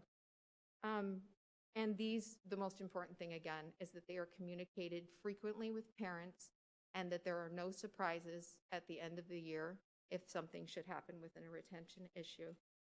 Thank you. Next slide, please. Do you have any questions for us? I do. Okay. And I apologize, I didn't email you ahead of time like I did on your other presentation, okay. but just thinking about, you listed a lot of deadlines in there and a lot of things for the SAT team. How has COVID affected those deadlines, and how are you able to be in touch with the parents and meet those deadlines with so many students being in and out of school, and some being online and some being in the classroom? Well, we are able to schedule those meetings, and parents are able to come onto campus for us to have. We are able to invite them on so we can have in-person meetings as well as virtual. There, to my knowledge, and I can find out more information for you, we haven't been held up. We've still continued to meet the needs of our kiddos. We've still looked at the data, the SAT process in place. I can. So you haven't had to adjust anything to No, do with COVID? Not yet. Okay. I'll just like I to will hear an continue to update look later. for it, Yeah, yes. if that does happen, because I just wonder, I mean, obviously, between last year and this year, student achievement across the state has taken a dip. Correct. So I'm just wondering how you're adjusting that with your assessment of retention. We can bring that back to you as part of our closing the gap. Cool. Thanks. Yeah. Any other questions for Ms. Roden? Thank you. That's great information. And I appreciate all of the interventions and the consistent communication with parents. As a school board member, the last thing we want to do is have to consider one of these retention issues. And you've obviously done a good job because we haven't had to do that in a while. So Agreed. I appreciate that. Yeah. Yes. Excellent. That's You're good clearly news. doing your job because it's not getting to us. That's So great. thank you. Okay. Thank you. Mm-hmm. The next group is up. Yes, we are now on item 5D, counseling, SEL, and bullying prevention. And my notes say that it's They going to are. be Yeah. Amber Learman and Lynette Nelson. President Noor, board members, and Dr. Loatman. My name is Amber Learman. I'm a counselor at the high school. This is my 17th year in the district. And my name is Lynette Nelson. I'm the mental health counselor at MHS. All right, well, we can flip the slides. This is just a picture we wanted to include. The counselors do a lot of activities during the year with the kiddos that promote social emotional learning, and this is a picture from Wells a few weeks ago at our Red Ribbon activities. They're going to hand you a microphone just so that people watching on TV, and you would be surprised, we have a large following on YouTube. Okay. They want to hear you. All right, if you could do the next slide.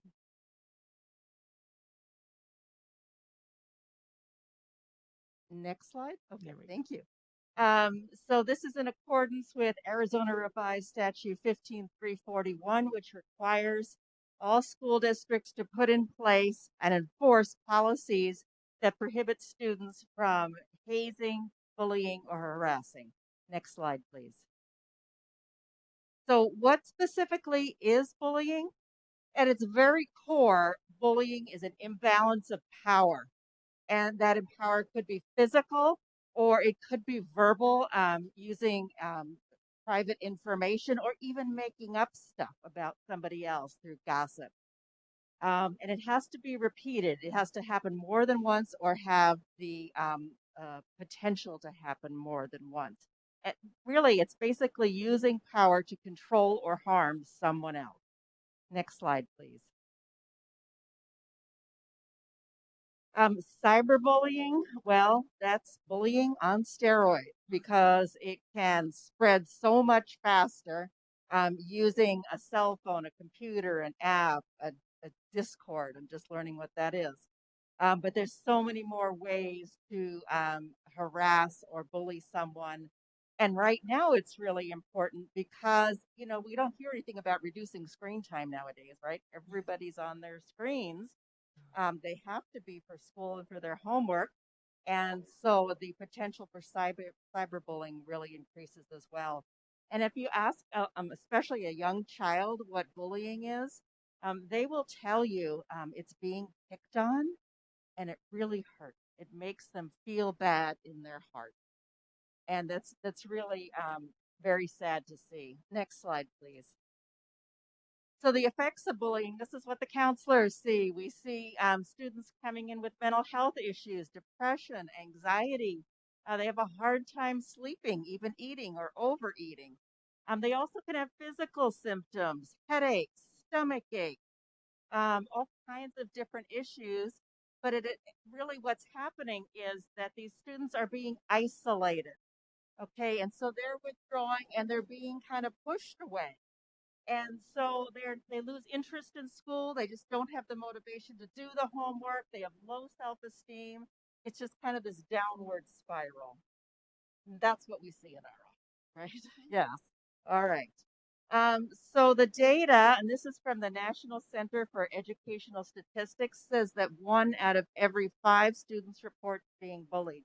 And this is across areas, across grade levels. But I tell you, that statistic is much different in some groups. For example, LGBTQIA plus students report being bullied at a rate of higher than 70%. I'm also the advisor for the GSA at MHS, and we had a discussion about bullying a couple of weeks ago. And I tell you, those kids do not want to talk about it. They do not want to report it. They do not even want to admit to being bullied, but they will admit to being afraid of being bullied. So yeah, I actually had 3 kids in my office yesterday talk about the fact that they were being bullied, but they didn't want me to tell anybody. They said, don't report it. We just want to know how to handle this. Help us know what to do. And so I gave them some strategies that they are now trying out to kind of reduce the incidents themselves. Next slide, please. Okay, where does bullying happen? Well, it can really happen anywhere. And according to the statistics, the hallway or the classroom are the top 2 areas where bullying occurs. And according to the data, 46% of students report being bullied, but that looks different at elementary school than it does at high school. In elementary school, kids aren't afraid to tell the teacher what's going on or that somebody's picking on them. They will tell their teacher. At high school, that's much more rare. And we don't usually hear about it till it gets pretty extreme. So, and with that, I'm going to turn this over to you. So I get to talk about the social emotional learning prevention and intervention.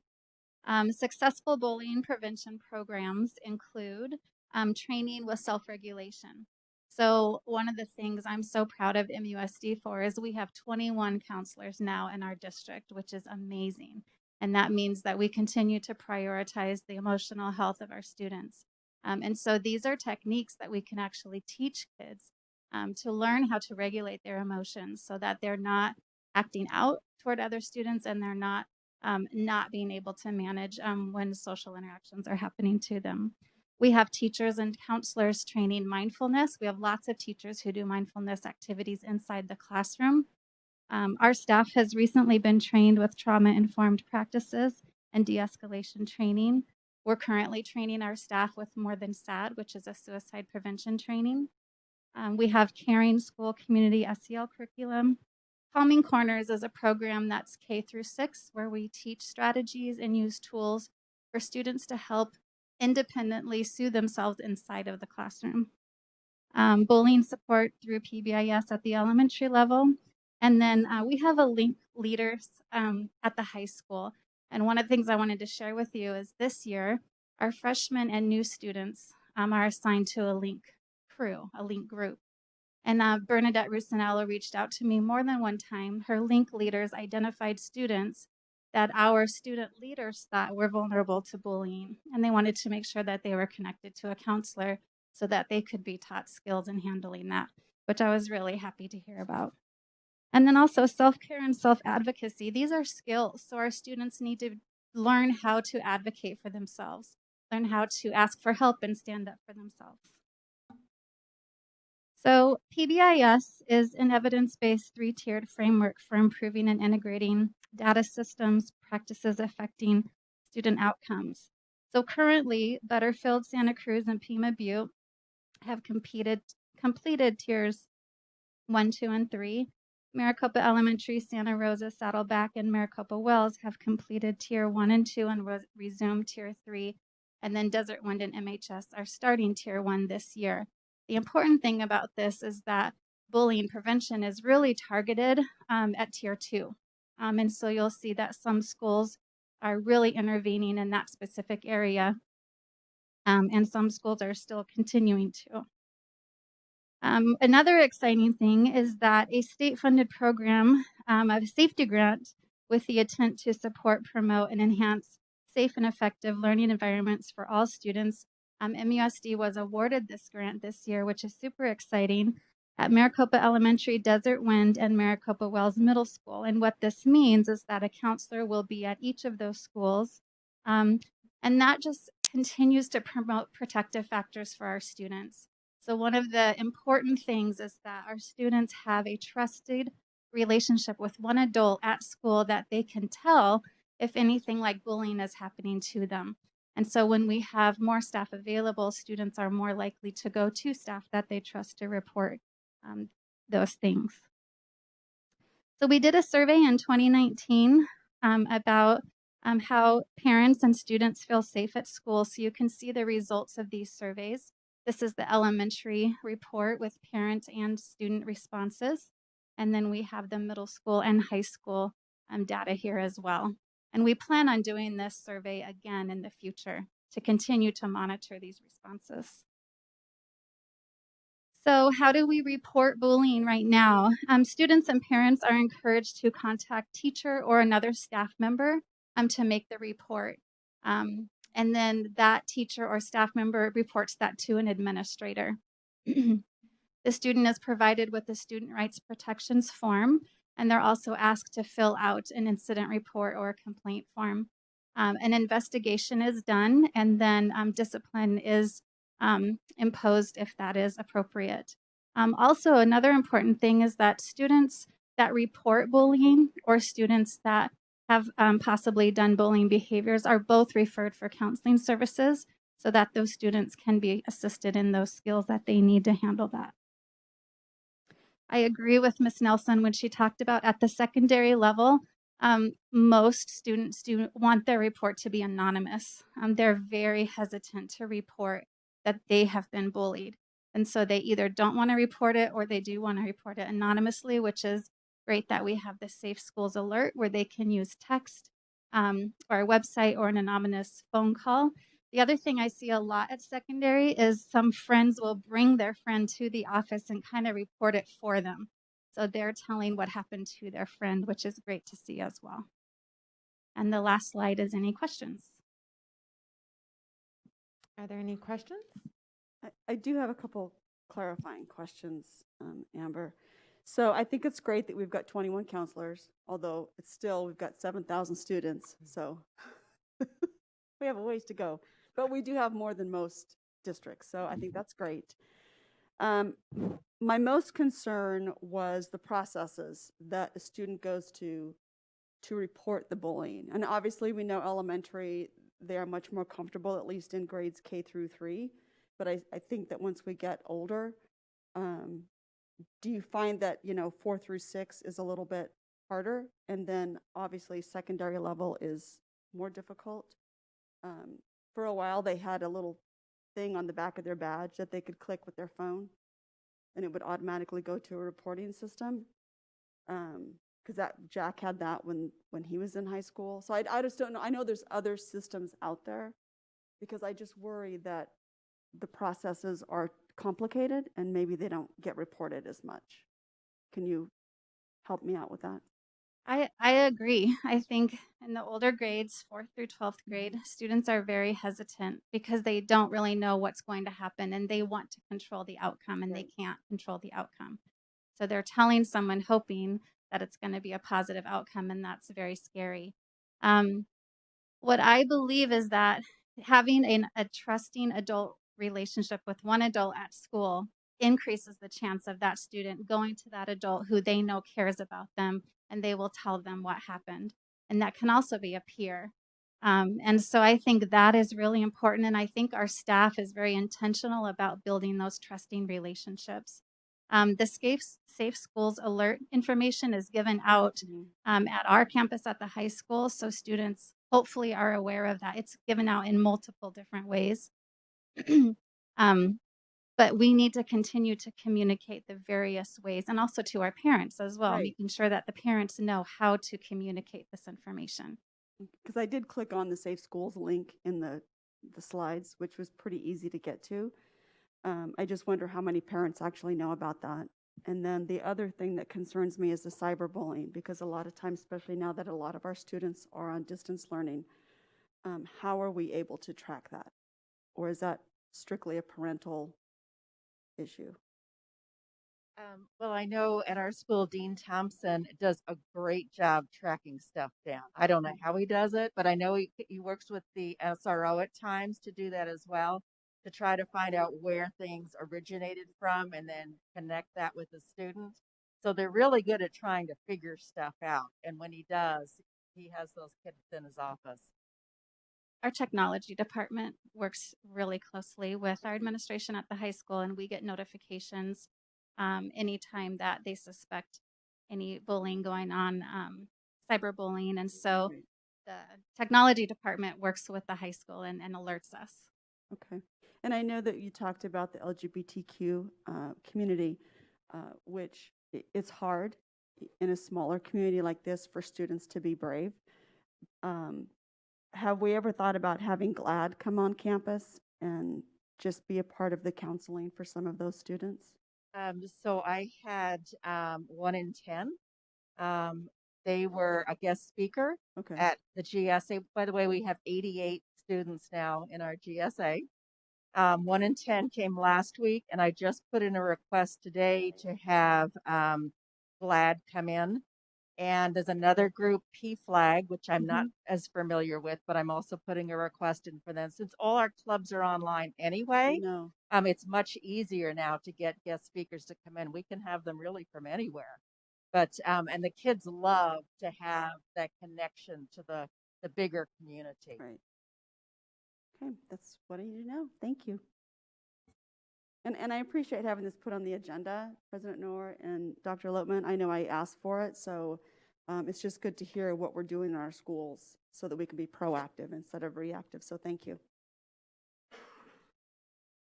I'm just curious, with this year, end of last year, and this year being unpredictable and crazy, and fill in whatever word you want in there.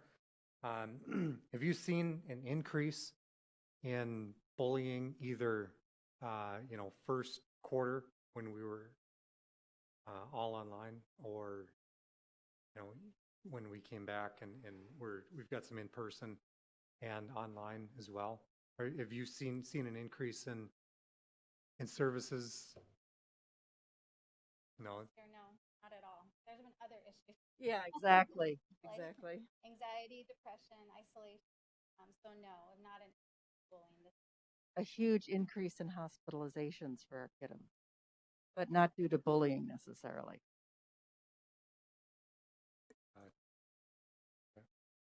You talked about the PBIS a little bit. How is that done remotely, or for the students that are distance learning? Can you speak to that at all? So the PBIS teams meet monthly to review interventions and data. So they're tracking, is what we're doing working? It also helps us target problem areas so that we can be strategic and problem solving those areas. So we're meeting monthly and we're tracking the data from the students' behavior on campus. We do that with referrals. So related to bullying, we would be looking at even incidences, morning, afternoon, days of the week, all those things so that we can be proactive and grade levels, genders, all that type of data we look at. And then once we identify a problem area, then we can target that group. So it might be a grade level, it might be a particular classroom. And then as counselors, we can go in and do intervention and teach skills or strategies to help decrease those types of behaviors. Gotcha. Very good. Thank you. I want to follow up with Mr. Owen's question because I think how are we serving our population that's still online? Like, what does that look like from the counselor perspective? So we do counseling remotely through a Google Meet. I have some students that would prefer not to talk and they just email. So whatever meets their needs is what we do. Also, we just recently started a lunch bunch where 2 counselors go online at each of the lunch times, and any student, whether they're remote or not, but they have been all remote learners, can log on and just talk about whatever's on their mind. And sometimes if they don't feel like talking, we just tell jokes or play games, or just so that they have a connection with somebody else on campus, because some of these high school kiddos especially are home alone. And I do Google Meet sessions, teletherapy, and a lot of emails. I really have enjoyed that. Students will just email me, let me know how their day is going, ask me questions, ask to meet with me. So some students are more comfortable actually through a technology than they are sitting in an office with me. And so they seem to be more comfortable opening up, sharing more information. So for some students, the online counseling actually is more effective for them because they're in their comfort zone. They're not in my comfort zone. So it actually can be very effective. Great. Thank you. Any other questions? Thank you for all you do. Thank you very much.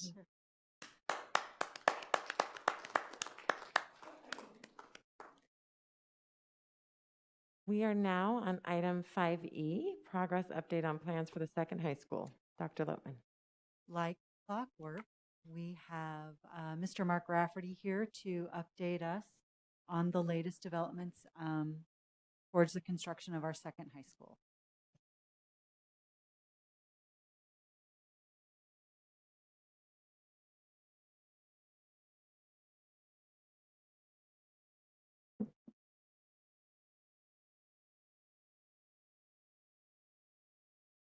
President Knorr, members of the board, Dr. Lotman, thanks. I have a brief update. The last time I was here, I think it was the 28th, and I announced that we were in the construction document phase with the building design, and that we were about to start an accelerated civil engineering on and off-site work. But we had extended the due diligence period in the escrow. We had a lot of things we needed to accomplish, and like a lot of things, I track those things. I'm not sure I'm going to read all of these to you. I'm going to read some of them to you, but so all the little red check marks, that's our due diligence checklist. So, you know, we had a lot of items to check off on that list. I will go through a few of them. Our adjacent ways application, the legal opinion was sealed by the attorney. The City of Maricopa off-site improvement scope verification, we had that verified by the city manager and engineer. Arizona SFB adjacent ways limited scope verification, so all 3 of those things needed to align. And in order to execute the Second Amendment to the purchase agreement, which codified that agreement, all of those parties' involvement in our agreement. We did an ALTA survey. I think I've mentioned a few of these things. A Phase 1 environmental survey of the site, a Class 3 archaeological survey, also known as a cultural resource survey. Geotechnical engineering, soil borings, soil characteristics. And we completed an affidavit for pesticide restrictive covenants.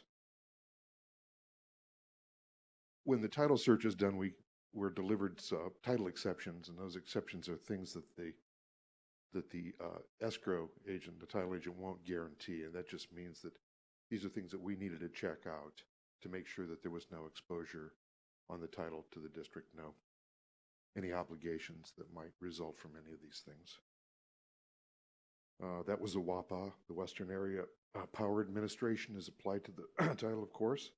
We have restrictions there, but no outstanding obligations, and the same thing with the MSIDD, the Irrigation District.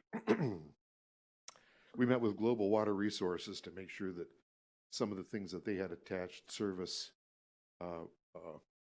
obligations, etc., for the site were all in line with the district's intentions.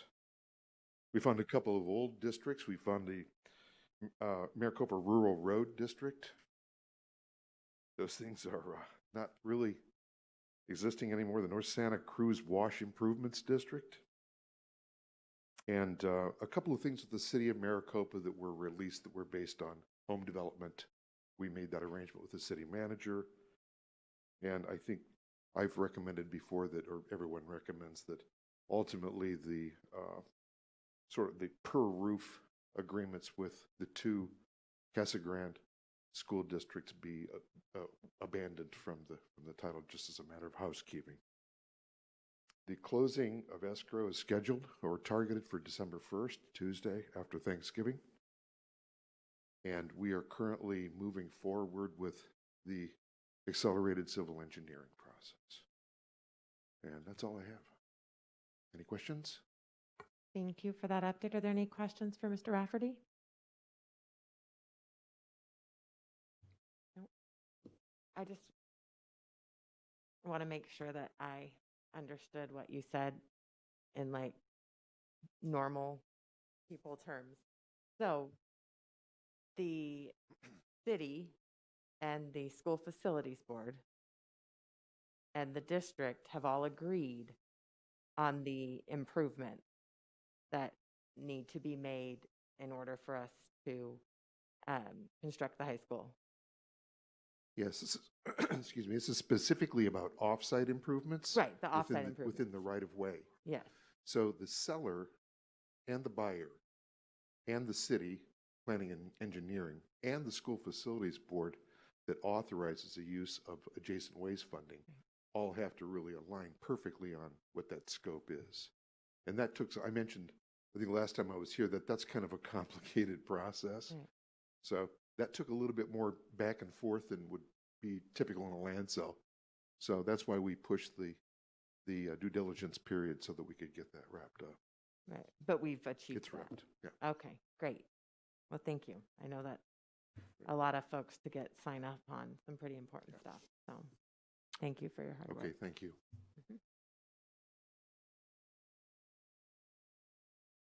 We will now move on to item 5F, discussion of potential modifications to current instructional models. Dr. Lopeman. Thank you, President Knorr, members of the board. We're continuing our conversation that we started like in, I think, March, actually.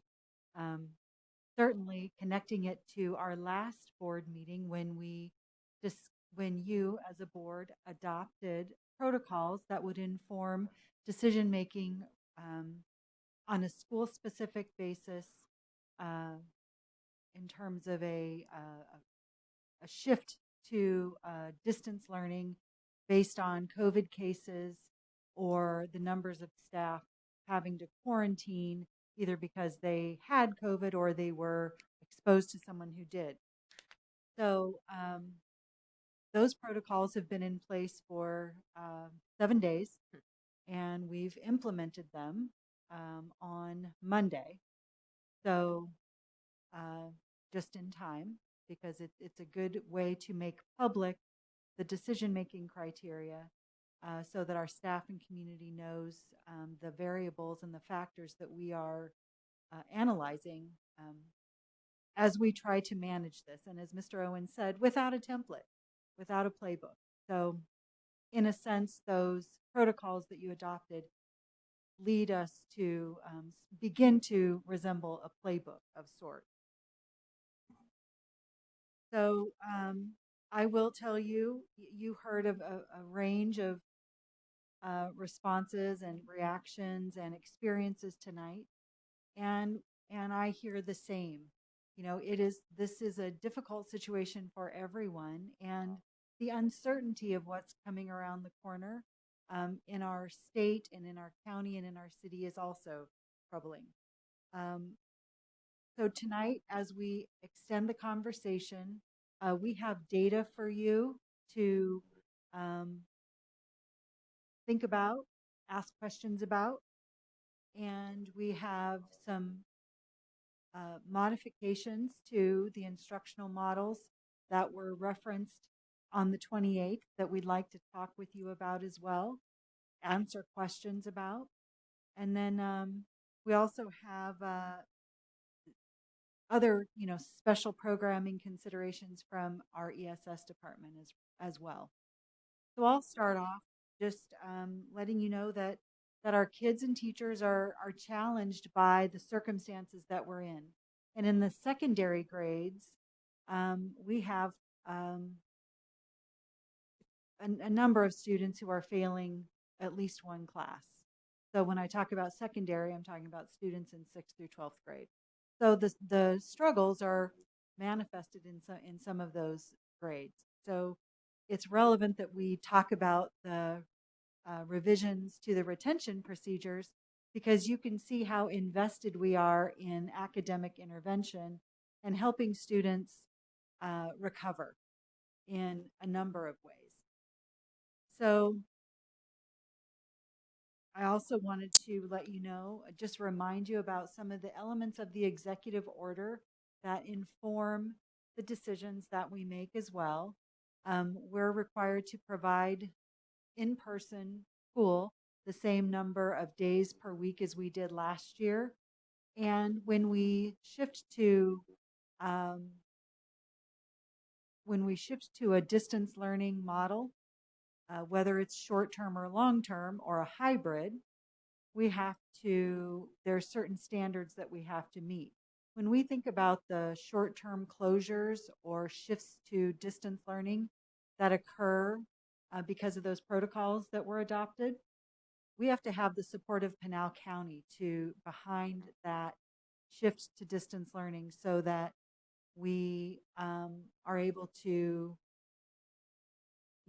shift to distance learning for everyone. If we adopt a certain type of model for everyone, like a hybrid model or an all distance learning model, if that becomes our model, we would have to do what we did in the very beginning of the school year, which is offer on-site, in-person, free of charge learning for students to have a place to go during the day. So that hasn't changed. That's still in place. And I'll remind you that the board adopted a mitigation plan that was very comprehensive with prevention protocols, safety standards. We also adopted a learning plan as well, a distance learning plan that is, as necessary, we update it, but that distance learning plan had elements associated with not only academics, but attendance, all the structures that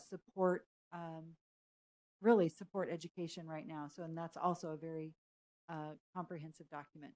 And you will also recall here in our board meeting when we discuss the policy regulations that require and allow us to enforce face coverings for students, staff, visitors to our campuses as well. So with that brief walk down memory lane, I'd like to turn it over to members of the cabinet who will be speaking to different data sets for you. And we look forward to your questions.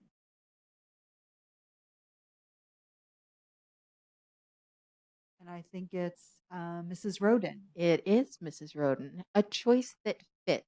We've been serving our parents since early in November on making a choice for their students to continue with the second semester, whether it be brick and mortar or continuing in distance learning. So if you take a look at Maricopa High School, you'll see that in semester one, we have 1,452 students that have been in brick and mortar. And we have 1,449 students for semester two. So what that looks like is basically not a lot is changing. We still have about 50% of our students choosing both online and another 50% choosing in person. So Maricopa Wells is basically stayed the same as of Desert Wind. Not a lot of change. And if you'll notice the bottom, the elementary schools are not quite finished yet. They are finishing up parent-teacher conferences as we speak, and tomorrow and Friday. So their data will be submitted to cabinet by Monday. But what we are seeing is there is not a lot of changes. So that will make HR and Mr. Beckett extremely happy, and it will we won't have as much staffing needs or student movement. So with that, I will turn the microphone over to, I believe, Mr. Watson.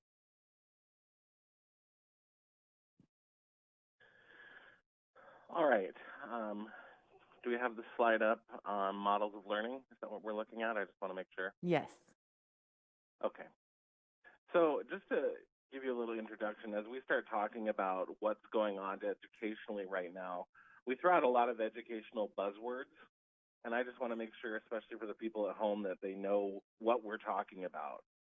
Some of these buzzwords were things we didn't use before COVID, and now they've become, second nature to us. So when we're talking about asynchronous learning, we're talking about learning that is not necessarily happening between a teacher and a student live.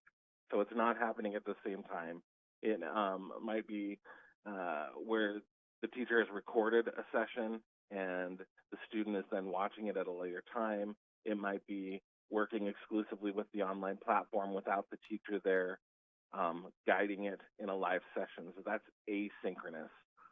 And then synchronous, of course, is where we have a teacher and a student interacting. And in the distance learning environment, that looks like being on in Google Meet.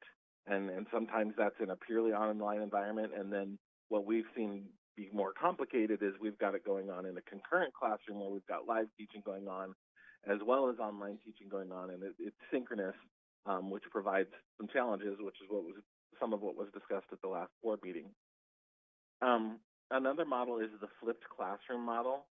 And this is an asynchronous model in some aspects, in that the idea behind a flipped classroom is that a teacher would take the part of their instruction that normally would be direct instruction, that part of the lesson where you're teaching the students a concept, you might be introducing it. It would be the time where the teacher would do the majority of the talking. And so being that's more teacher directed, that part might be recorded, which in some aspects is nice because the teacher can go back, or the student can go back and reference it multiple times. But then in a flipped classroom, when it comes time for the help and the assistance on the we do and the I do part as a student, the teacher would be available in some synchronous sessions to help with that. And then concurrent teaching is what we were talking about last week, that is a challenge for our teachers, to say the least, is when you're trying to do both live instruction, that synchronous instruction, with both your online students and your students who are live in a classroom. And that's a challenge at the secondary level, especially. Not that it's not a challenge at the elementary, it's a challenge doing concurrent teaching, but it comes up more frequently at the secondary level because we have courses that are very specific, like an AP course where we only have one section of that course, and we have students who've chosen to be at home as well as students who've chosen to be live. And so in order to meet the needs of both populations, we're doing concurrent teaching. So with that in mind, I reached out and had discussions with secondary teachers and secondary administrators, and secondary administrators had already started having some of these conversations with the teachers. And so we started to consider some proposals as to how we might make that concurrent teaching more doable. So if we look at the next slide, I believe there's one on alternative arrangements for concurrent classes. Yes, can we see that? Yes. Okay. So when we look at a concurrent class where there is a course in Edgenuity, our online platform, an actual online course that then can drive a portion of the instruction, one of the ideas that some teachers thought would work would be that the distance learning students could work independently through the platform, since it is in the Edgenuity platform, asynchronously, and not necessarily be joining the class live at the time that the instruction is going on. And then they would set up time, office hours, learning lab, twice a week for the support of that class. And that would be for courses for which there is an exact match in Edgenuity in terms of the content and everything. There's an exact match. And there are 47 out of 82 of the high school courses there's an exact match for in Edgenuity. And then speaking to some AP honors teachers, they thought that distance learning students in an AP honors course might be able to work independently or asynchronously viewing recorded lessons, kind of in that flipped classroom model, and then also providing those synchronous support times for students to get help if they needed it. At the same time, we're still exploring, because there is no one-size-fits-all, so to speak. As you see, these two proposals kind of fit a couple of different groups, but won't necessarily hit every single class. So we're still working with teachers to brainstorm what's going to work better for not only the teacher, but for the student without affecting the integrity of the education of the student. And these are just a few of the ways. Now, I will also tell you that when you see these proposals, there are some high school teachers who are like, yes, I want to do this, but there are also high school teachers who said, literally, if you see their feedback, that what they've started doing, they feel comfortable with because they've kind of found their way. Now, that's not across the board. Again, there are just differing opinions on this. And as you can imagine, I mean, teachers teach in different ways, and teachers have different levels of comfort with technology. And so you have, such a range of needs amongst teachers. And I think part of our job as a teaching learning department is to hear their feedback and to keep generating proposals for ways to teach differently to help both the teachers and the students. So these were just a couple. It was a quick turnaround from last week to this to try to generate some proposals, but I think these were some good ones that were generated by some secondary folks. So we wanted to make sure that we got those in front of you so you could hear some of the good ideas coming from them. I do want to bring up that when we started with the concurrent classes, some of the things we heard right off the bat is I need a separate webcam, so I'm not tied to the computer itself. When I'm teaching a concurrent class, I need a webcam that I can be out and around the room. I need a headset microphone so that I'm not stuck in front of the computer and I can walk around the room and teach. Or I need a separate projector so that I can project my online kids onto one wall or screen so I can see them as I see my other students. So all of those requests were good, and we've turned those things around. And God bless teachers, because they are creative and they are always finding solutions. And every time they make suggestions, we hear them and we do what we can to pivot in this ever-changing situation. So I just wanted to share those things, and I know there's more to come from my colleagues. Thank you, Mr. Watson.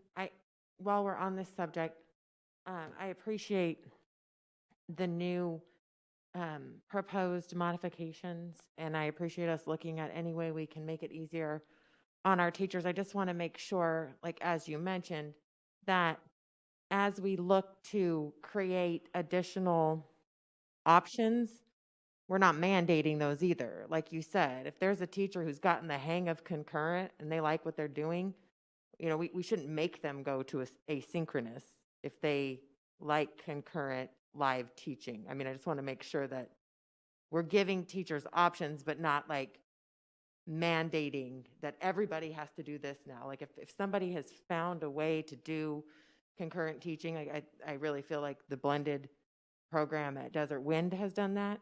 They might beg to differ and decide to use this, but I want them to have the option. Right? Because it's their style. And if they've found a way to do it and they like it, we shouldn't force this, if that makes sense. 100%, and thank you for pointing that out. That is why I brought it up and wanted to make sure that that was said, and I'm glad that you picked up on it and repeated that. We're looking for multiple ways to support, not, again, there isn't a one-size-fits-all, and there are teachers who've, found a way to do what they're doing, and that way works for them, and I don't want to interrupt that. Nobody wants to interrupt that, Right. We want to make sure that we're helping all of them be successful, and that's why, again, the bottom bullet is that we're still in development. We're going to still listen. We're going to still find ideas. I think we've got a great team of support this year as well. We have several technology integration specialists, and they've been so amazingly helpful in all of this. They watch a lot of what's going on, listen to what's going on, share so many technology tools and tips, and have shared, what's being successful in one classroom with other teachers. So not that any of this is easy, but I think we are all fighting a good fight together. Yes. Thank you, Mr. Watson. Are there any questions for Mr. Watson? Yeah, I have a couple questions. Sure. So it's kind of hard to hear you, Wade, so I don't know if you could speak up, but just on my end of the table. So the modifications list, I think, is a good start, but am I clear in understanding that you're still gathering information from teachers? Absolutely, yes. Okay, so nothing is really set in stone. We're still gathering information. Right. These were just a couple of proposals that came up quickly because some departments and some groups have already thought of ways and wanted to run them past us. And we were like, yeah, those sound like great ideas. And some are still thinking about it. And we want to make sure that we give time to listen and hear what comes from those meetings and what ideas they propose. Okay. So these modifications are coming from teachers and principals, middle school and high school, secondary and elementary, sorry. Secondary only. These were secondary only. Okay. So have you asked elementary teachers if they have any modifications they want to make? I have not yet because, again, as of last meeting, the focus was more on secondary. So that's what I went after immediately. But obviously, I'm not going to say we don't ask for suggestions from elementary. That sounds like we don't pay any attention to them. They also ask for things like headsets and cameras and things like that. So, yes, we're still going to be seeking feedback constantly from all teachers to make this work. But in terms of the requests that came out of the last board meeting when we were looking more at secondary, that was my first target between last Wednesday and today. Okay. And I know one of the conversations on Tuesday, a big part of teacher stress was the concurrent teaching. Are we going to, I mean, obviously some teachers have a higher caseload for concurrent teaching than the teacher that may only have 2 or 3 students online. So is there a way that we can spread that out so it's not so overwhelming for some of our secondary teachers? Well, again, I think one of the proposals here is that, if you've got some asynchronous learning going on, then that frees up the teacher to spend more time, at least during that live classroom time, to focus on the live classroom instruction. If they can successfully navigate the asynchronous piece with their students as well. Again, that was one of the ways to help with that concurrent teaching. I think also as we move into, it's a good question, as we move into the second semester and we see what happens with course requests, when we see what happens with which students choose to remain online versus which students choose to go brick and mortar, we have the opportunity to work on scheduling yet again and try to improve that situation based on the numbers that we have and the courses that we offer. Okay. And will there be more conversation about possibly proposing a hybrid where kids are in half the classes 2 days and the other half the classes the other 2 days? Absolutely. I think just as a result of the board meeting last week, there's some buzz going around about that, as you can see noted in the call to the public comment. Right. Okay, thank you. You bet. Any other questions for Mr. Watson at this time? Nope. Okay, we'll move Is that on. the end? What? No, there's more, Oh, okay. right? No, there's more. Yeah, there's more. And as you just mentioned, we did want to insert a reminder about the hybrid model, as we discussed in the closer to the start of the school year. Largely, the AB model, which is cohort A is certain days of the week, cohort B are the other days of the week. Typically, it's 2 of each. And then the days that students are not in school, it's entirely, asynchronous. So that's a reminder of the hybrid model. I don't know if Mrs. Roden and Mr. Watson knew that we inserted this reminder. So I'll just we can just move to the next slide. I mean, it's the same as it was before. So. Ms. Lauer. Yeah. Evening. After our last board meeting, I did send out an email to all of our ESS staff, so that's our special ed teachers.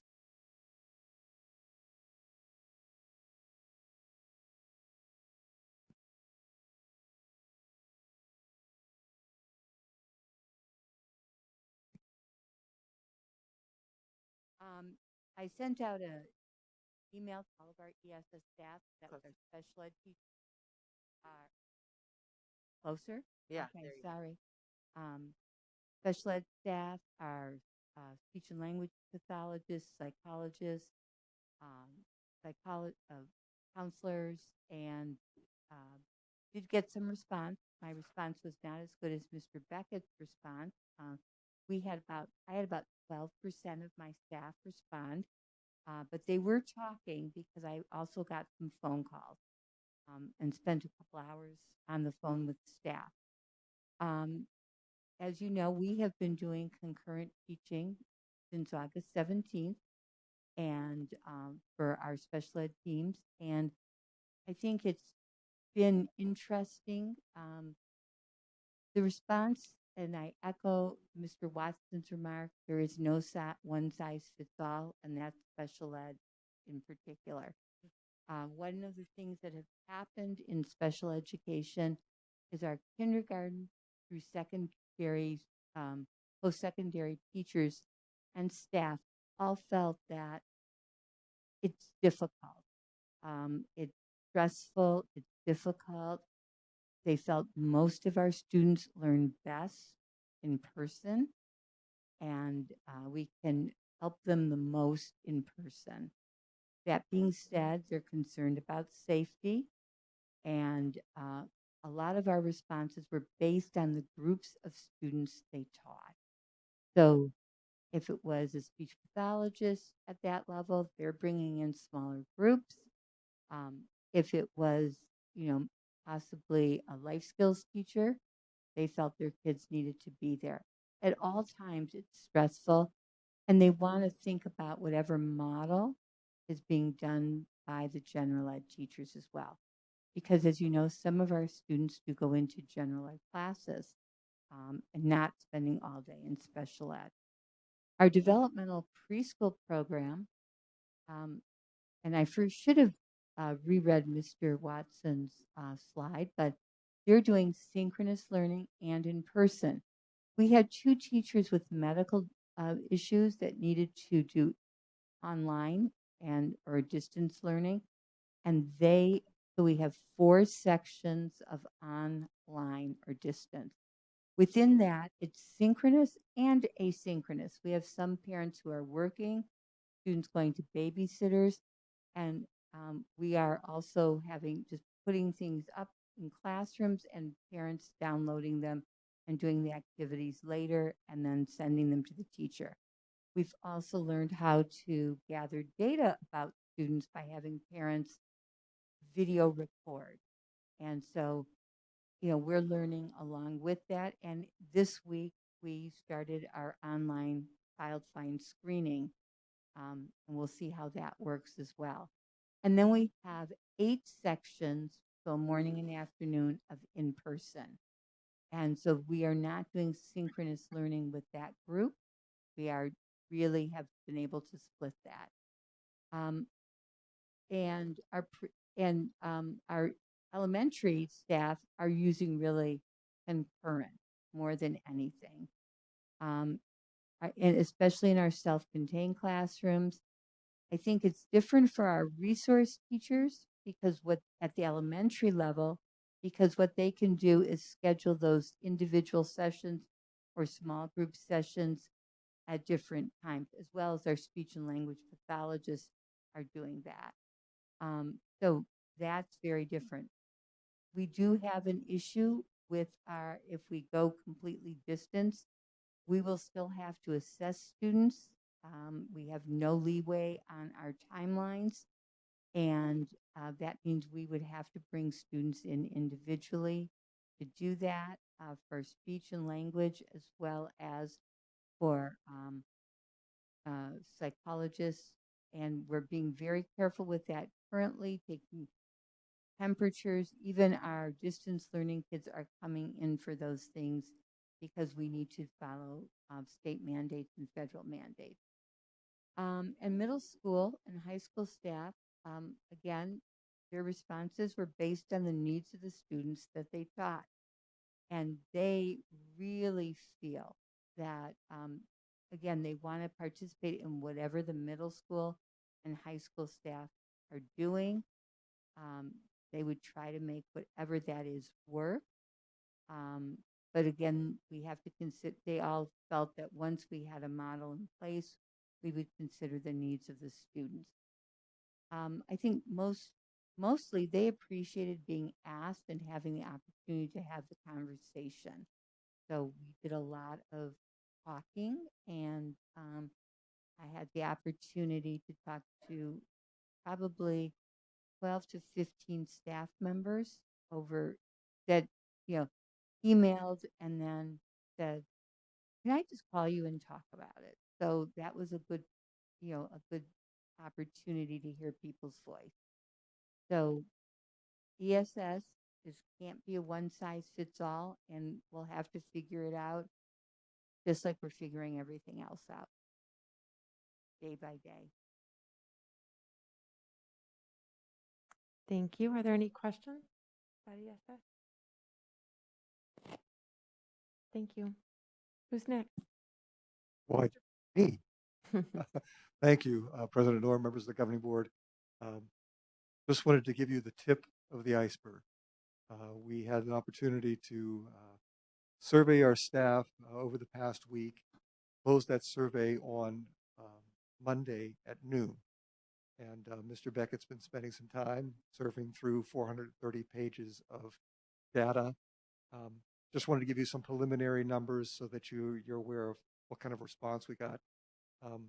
Those the total elementary responses 221, total secondary responses 209, which equates to about almost 95% of our staff responded, which is just terrific. It really gives me a great hope that we're at least going to hear what those situations are. The very second question that I asked was, are you comfortable with your current assignment? And again, that depends upon what their assignment is. And so part of my research in this next week will be to figure out, as an in-person teacher, are you happy or you're not happy? Distance learning, similarly. And then concurrent as well. You can see the response rates is generally from the people that responded to those specific current assignments in that next bullet point. And then for the last 7 hours today, I was reviewing 249 responses. Out of respect, if they took time to read it, or excuse me, to write it, I wanted to take the time to read it. And I thought it was the right thing to do. I was able to classify each of those responses into one of 14 categories. And so we're going to be giving you some information just generally about what those responses were really touching on. Again, this is very, very preliminary. A number of the questions were related to health issues. My staff is not even accessing this. I'm the only one that's going to see this. And my comments to the principals in those conversations will not mention any of those conditions. So my eyes are the only ones that are seeing those specific medical conditions that they've revealed to us. And that was a clarification point that a couple of the comments that were made. Just wanted to make sure that this was going to be confidentially treated. Once again, this is just a scratching of the surface of what you're going to get. But again, hopefully prior to our next board meeting, we'll have this data all disaggregated and be able to give you a final report on it. Okay. And I'll take any questions you have. Mr. Beckett, can I also ask when you give that disaggregated data that you, because I know I asked for in-person teachers and online teachers. In-person teachers also includes some of the IT people that go in the classroom and some of the coaches and some of the TOSAs. Can that also be disaggregated out from just full-time classroom teachers, from in-person teachers? Okay, thank you.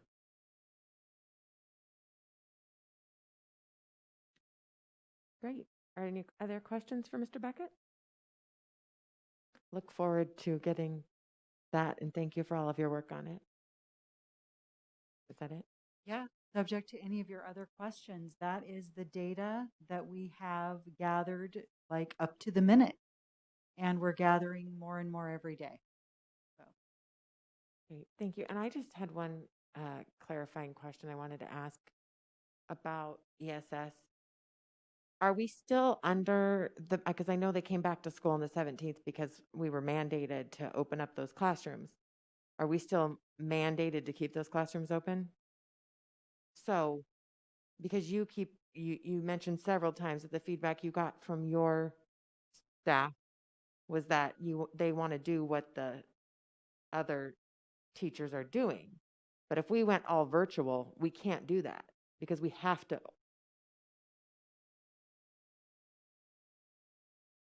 We have to offer in-person for those families that want in-person learning.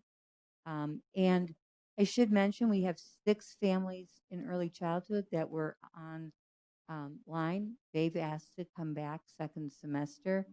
And we pretty much have every day 1 or 2 families that are looking to attend in person. It probably, most of the children and students need more in-depth work, and it's difficult when they're online and it's not as consistent. No, absolutely. Thank you. Just wanted to understand that a little better. Are there any other questions? Nope. Right. Okay, great. Thank you. We are now on item 6, the consent agenda. Do I have a motion? Motion to approve. Second. I have a motion and a second. If there's no further discussion, Lisa? Corey Anderson. Aye. Jim Jordan. Aye. Ben Owens. Aye. Anne Marie Noor. Aye. By your vote of 4-0, you have approved the consent agenda. We are now on item 7A, discussion and possible approval of the personnel schedule. Mr. Beckett. Thank you, President Noor, members of the governing board, Dr. Lohman. You have the personnel schedule in front of you this evening. I just wanted to highlight number 14. Whenever the presentation on the social emotional supports we were providing to staff, to our students, that included those 3 additional counselors that were going to be getting hired. And again, those are listed tonight as part of new positions on the list. I'll take any of your questions as well at one time. I don't have any questions. No questions for Mr. Beckett. Do I have a motion? Motion to approve the HR schedule as written. I'll second. I have a motion and a second. There's no further discussion. Lisa? Corey Anderson. Aye. Jim Jordan. Aye. Ben Owens. Aye. Anne Marie Noor. Aye. By your vote of 4-0, you have approved the personnel schedule. We are now on item 7B, approved to adjourn to executive session. Do I have a motion? Motion to adjourn to executive session. Second. I have a motion and a second. If there's no further discussion, Lisa? Corey Anderson. Aye. Jim Jordan. Aye. Ben Owens. Aye. Anne Marie Noor. Aye. By your vote of 4-0, it is 8:55 p.m. and we are adjourned to executive session.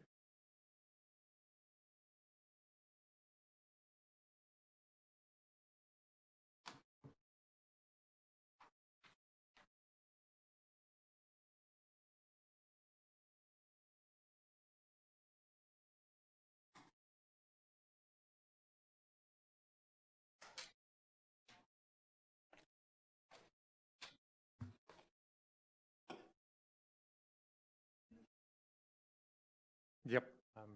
Well,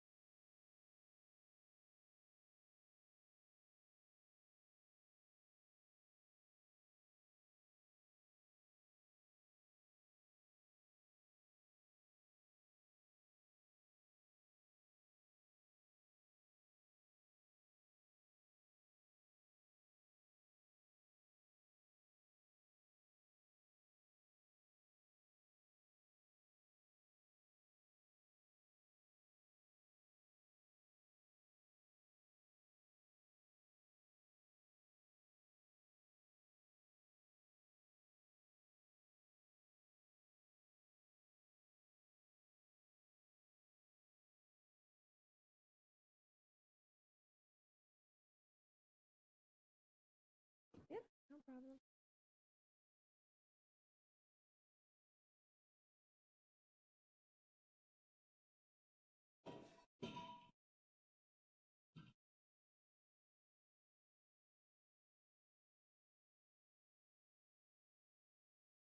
We're good? Okay. It is 9:51 p.m. and we are back in regular session.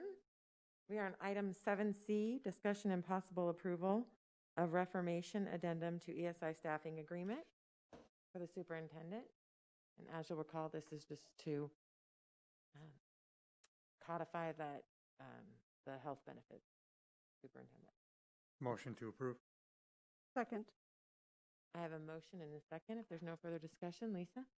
Corey Anderson, Aye. Jim Jordan, Aye. Ben Owens, Aye. Anna Marie Noor. Aye. By a vote of 4-0, you have approved item 7C. We're on 8A. Do I have a motion? Sorry. Motion to adjourn. I'll second. I have a motion and a second. There's no further discussion. Lisa? Corey Anderson, Aye. Jim Jordan, Aye. Ben Owens, Aye. Anna Marie Noor. Aye. By a vote of 4-0, it is 9:52 p.m. and we are adjourned. Were you going to say disband? What? Were you going to say disband?